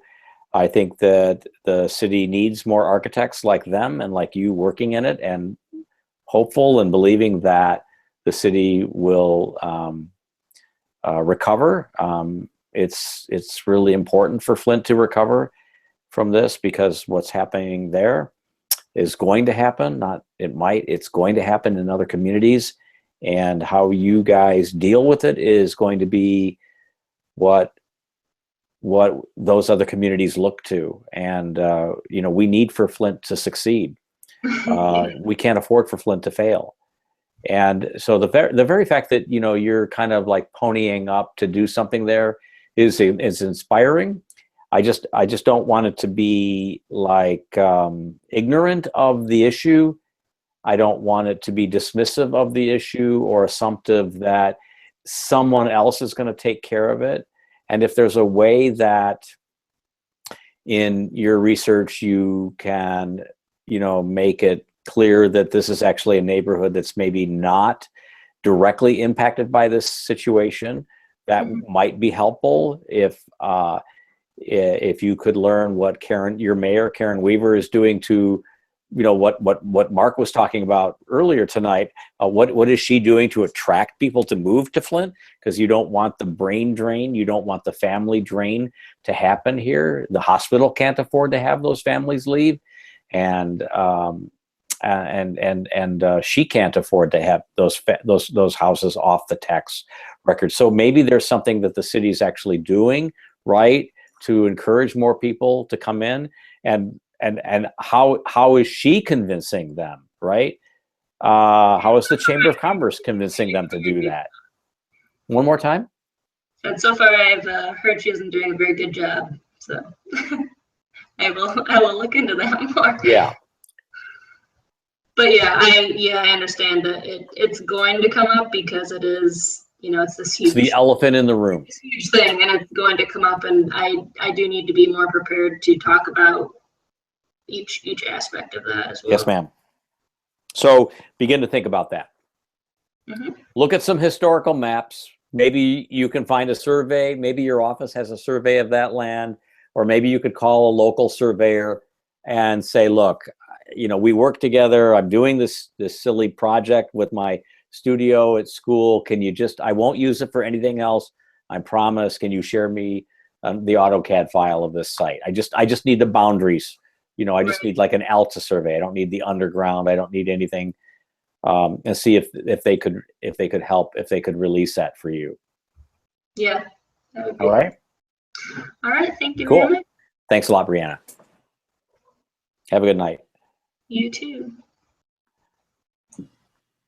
Okay, Adam, you're back up, right? Yep. Cool.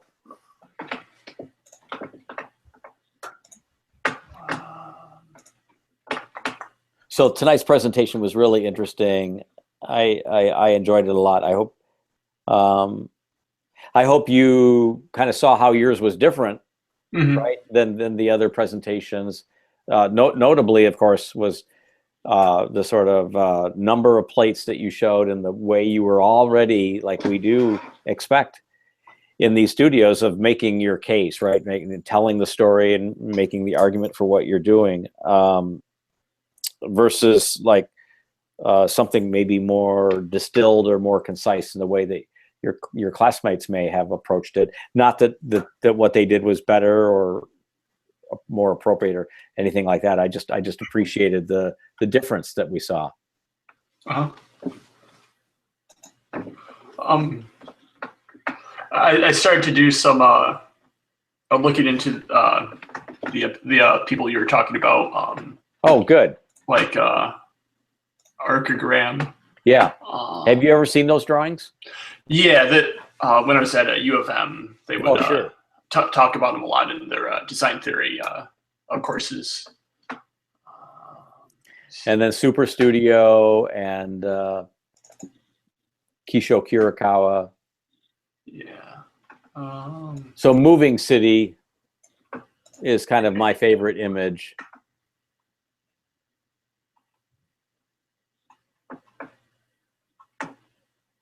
There's a few different. Well, Moving City is actually on these plates. It's actually, yeah, these are great.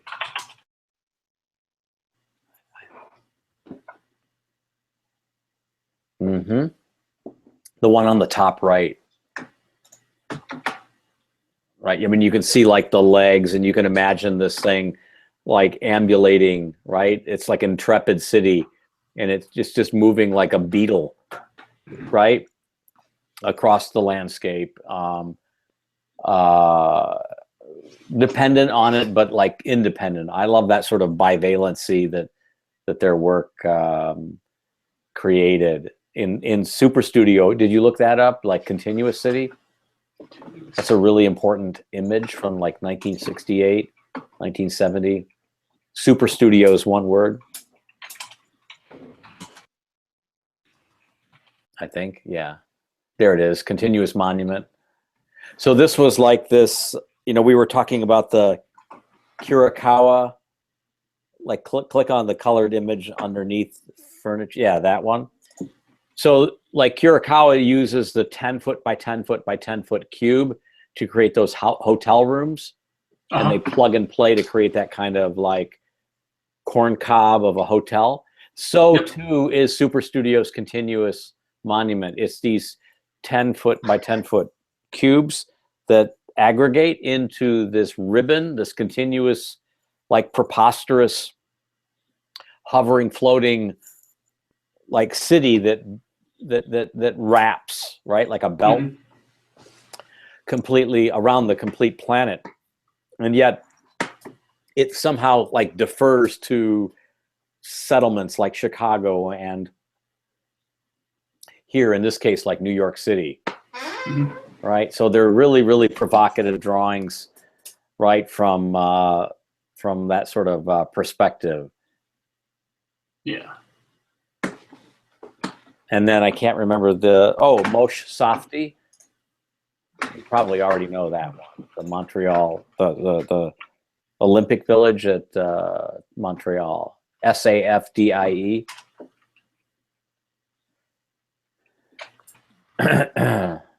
Yeah, Safdie Architects. He actually spoke at Lawrence Tech. I got to take him out for a drink, and afterwards, there it is. Top left. Yeah. Do you know it? I've seen him before. Yeah. So these are now like market rate apartments, but they were designed, right, for the athletes in the 68 games. I think it was 68. Yeah. And creates this kind of village, right, of these small little units that create like basically three mountains. If you scroll down, you might see like all three. There they are. That ribbon, all three of the mountains. Yep. Okay. So that's really what the whole thing looks like. Yeah. So then that too could hypothetically be like the hotel with the. Exactly, but it could also be like Adamville, right? It could also Right. be your version. I guess what I'm trying to take you is like it's not that I was concerned about the digitization of the metal yurt on a lot. I love that, but I also want to like have you think more about the efficiency of density and proximity versus thinking of these as being like single units displaced on familiar residential lots with familiar setbacks, right? And driveways Right. and garages. I'm trying to encourage you to think of like another reality that continuous city, that Archigram, that Moshe Safdie are positing, which is that life is better when you're together rather than alone. And the issue with suburban life has been that we literally have to like drive everywhere. Right. Yeah. Right. So there's like that's the crisis of the suburban. So I was just trying to like to sort of like steer you into a different frame. Like what would happen if you could do what you said and this. Right. Yep. Yeah, and I guess it also brings up one of the other current challenges of the site is let me see if I can. Well, it's the factory, right? And how do you deal with the landscape of the factory? Well, there's that, and there's let me see. There's just the fact that the way Lansing's set up is it's a very spread out city. So like around the factory currently, there aren't really like grocery stores or any real commercial or anything like that. Yeah, because right, nobody wanted to live there because you only put grocery stores and schools and medical facilities, like we were just saying with Brianna, near where people live. Let me ask you to fire up one more case study. Okay. Paul Rudolph, Lomax, Lower Manhattan Expressway. Paul Rudolph was the dean of the architecture school at Yale in the 1960s. Yep. What did you say it was? Lower Manhattan Expressway. Okay. There it is. Right. Do you know these drawings? No, I actually haven't seen them before. So these are like section drawings over the Lower Manhattan Expressway, and what they suggest is an alternative use of the freeway, right, as a pure infrastructural condition. And what happens when you conflate like mass transit, hence the subways, with residential and retail and community space, which is the spaces between the sort of A-frame sort of elements, you know, an A-frame on each lane, right, northbound and southbound. So this vision is something that wends its way right through all of Manhattan. Okay. It's a very provocative suggestion, right? In the way that the Demaxion was. So I just want you to sort of have all of these in your holster, Yep. right, as you're talking about these things. Again, like I said at the beginning of the semester, you know, while your ideas are really interesting, we've already talked about these ideas, and these drawings are like 1965.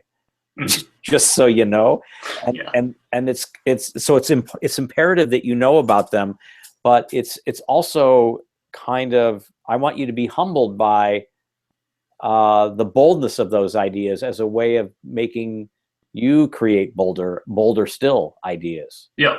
Okay. Cool? Mm-hmm. Yeah.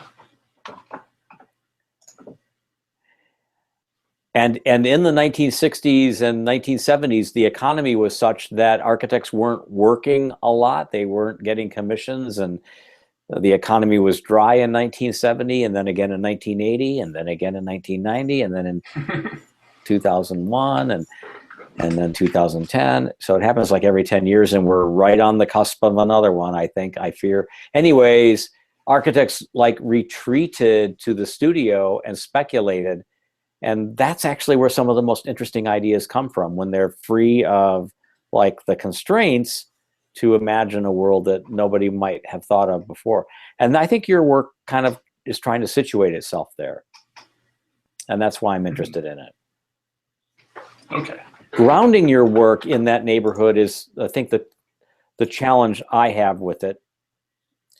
Like living near that house, or living near that factory, that's maybe sort of problematic. Yeah. Versus like living downtown. Right. So I want to make sure that you give that relationship of living and working, of factory and residential, as land uses, more thought. I want you to be like clear with yourself on that. Okay. One thing I did see with Archigram, like they make like different diagrams. Yeah. How the city functions. So I mean, it's almost like they're combining the factory with the residential, with the commercial. Everything's all intertwined. I mean, that's also another challenge, but it's also kind of that's a way to start thinking about it. Yep. Yeah. Have you seen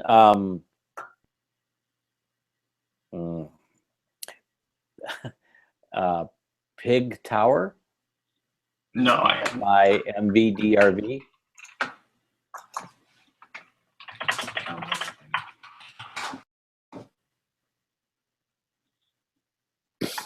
Is it? So the premise, right, is that farmland and manure and living are all blended together to create this kind of autonomous and stridently sustainable living tower, where the manure creates the methane, which then becomes the fuel source for the heating and cooling. Remember the conversation right at the beginning of the semester with Bjarke Ingels talking about alchemy, blending all of those things, creating the factory that belched smoke rings, and yet at the same time was a place to work and play and learn and ski, right? All of that kind of blending together. This piece by this firm sort of talks about that. Did you maybe talk about this in Philip's class? No, I didn't. Yeah, it's kind of an interesting project. Mm-hmm. It's a much more robust, dense proposition than even the most softy stuff, and maybe more so than what you were thinking. But I do want to sort of build on this discussion about, blending these things a little bit more the way you're talking about it. I think that's maybe the way to approach this site. Okay.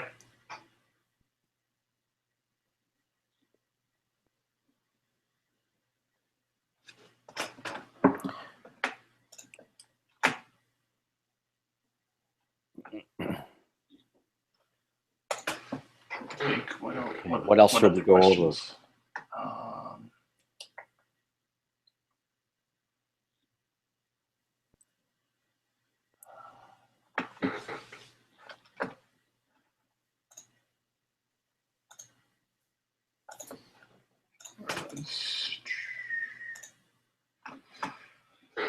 So I noticed in like the in the yurts and in like the Demaxian house, there's this idea of ventilation.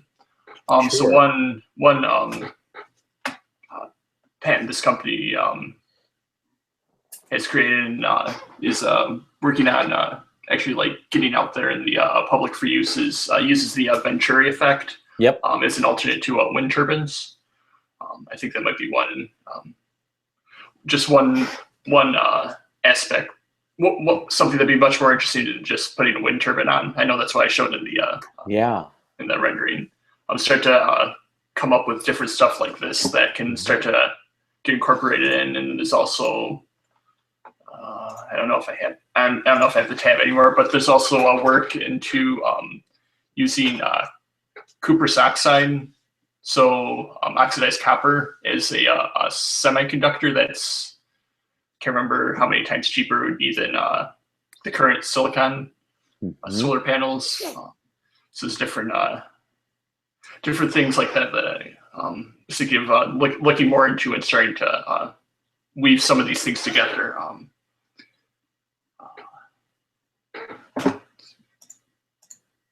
That's exciting. I'm really interested in that. Yeah.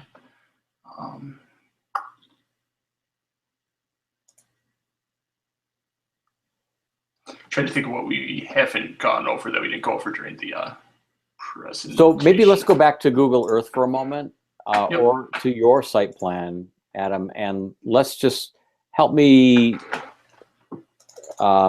maybe get closer to what sort of physical place you're thinking of, working in.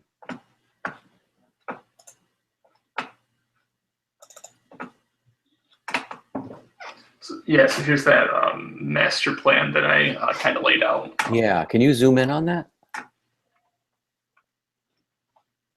So will your plan be in the yellow area? The red area is the factory part. Yeah. So the road kind of splits the site in two.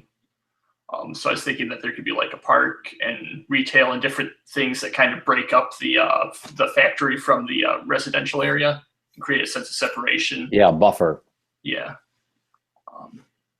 And then like the residential doesn't need to be just the basic suburb layout. I mean, you can start to become more dense and find a more interesting interaction between the different homes and stuff. So, but I want to make sure I'm understanding what I'm looking at. So the purple is a retail thing in one place, and the green area is a park in another. I think I can read that. And then the yellow area is the sort of neighborhood of these products configured like double loaded corridors on these roads, correct? Yes, that's correct. Yeah. So I guess, and that's an excellent diagram of like the repurposing of that existing area. But I'm wondering if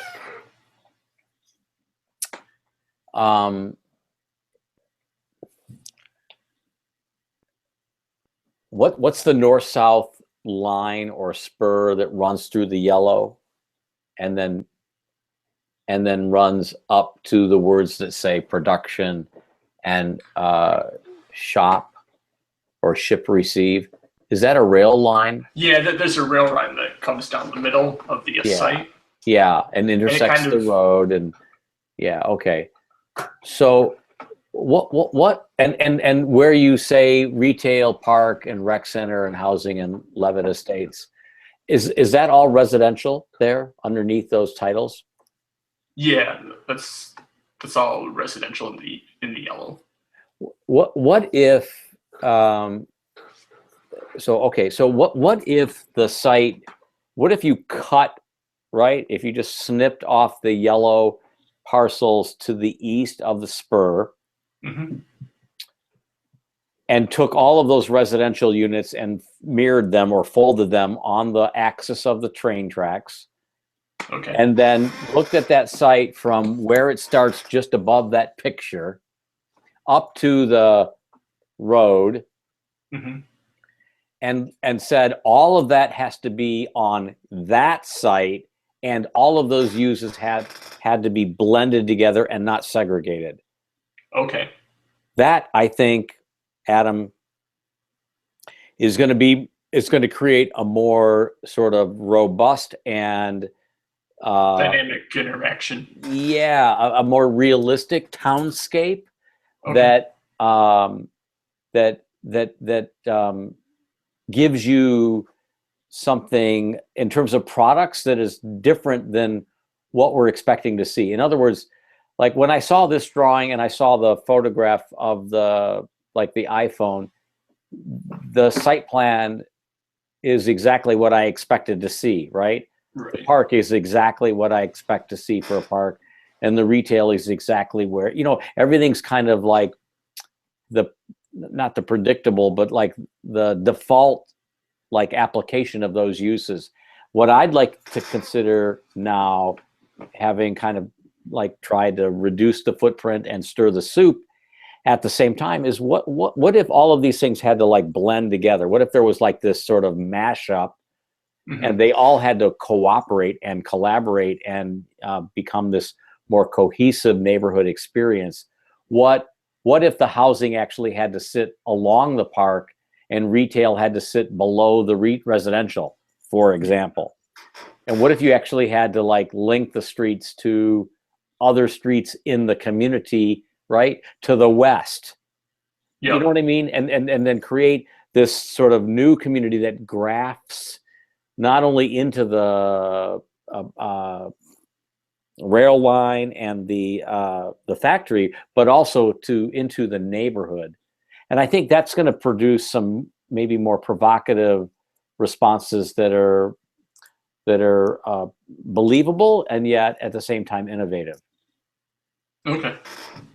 Yeah. Does that make sense? Yeah. Does Yeah. that I sound get right? what you're saying.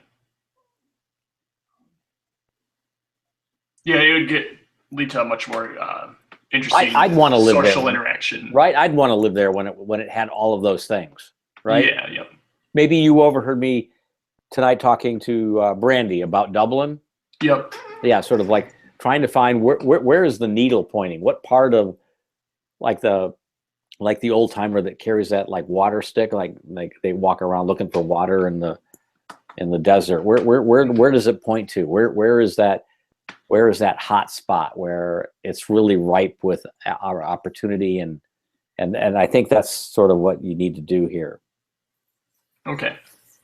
Yeah, that makes sense. So it reduces the footprint, which should make it less daunting, but it blends everything together, and you'll need to create kind of a new master plan, which should be daunting, but there's like case studies for that, and there's ways for you to approach that. But definitely look at the grid to the west and to the south. I can't really see what the grid to the south looks like because of that picture, but I think if you start to build on that, I think it will help. Okay. Very cool. What else do we need to go over? Okay. So as far as the stop sharing my screen. As far as Go the ahead. actual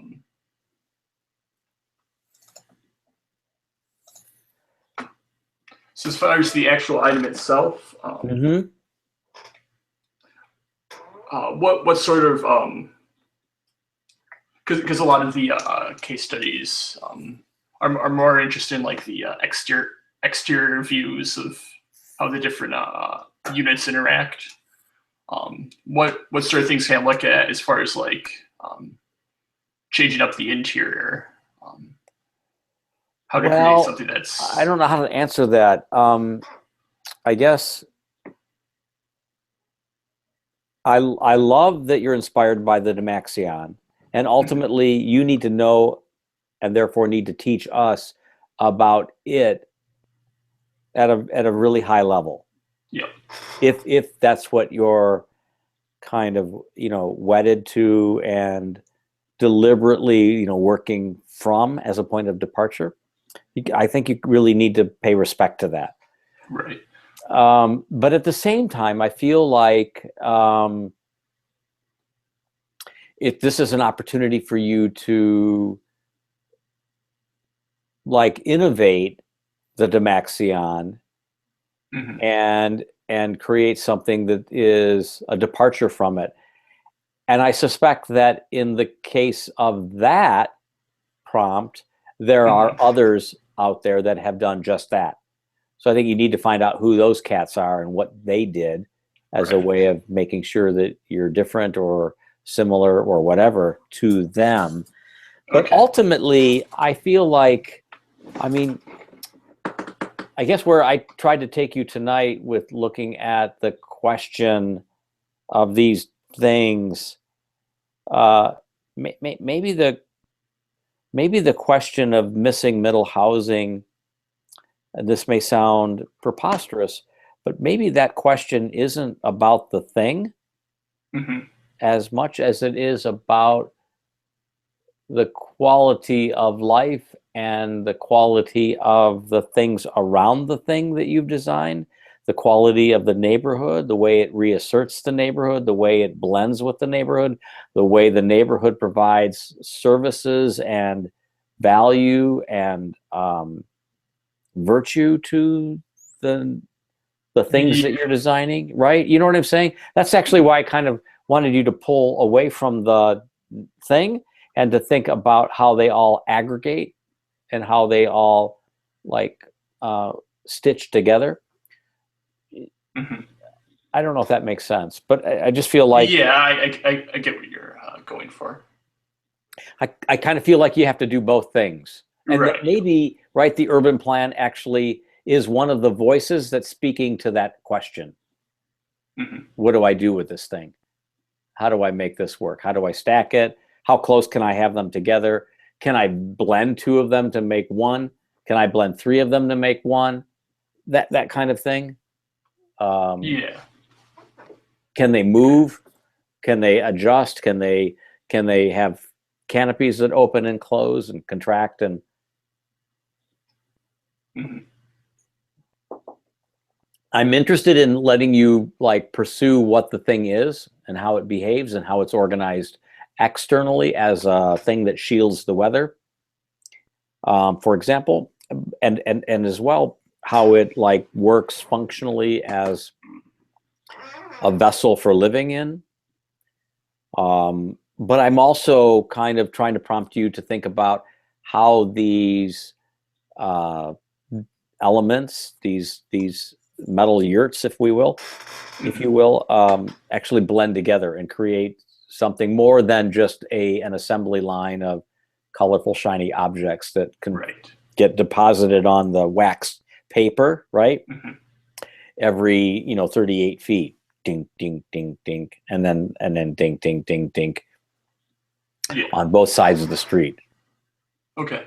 I think for you, this is going to be kind of a project of detail and urbanism at the same time, Yes. which will drive you crazy, but I think it'll be a lot of fun. Yeah. Yep. Cool? Hmm.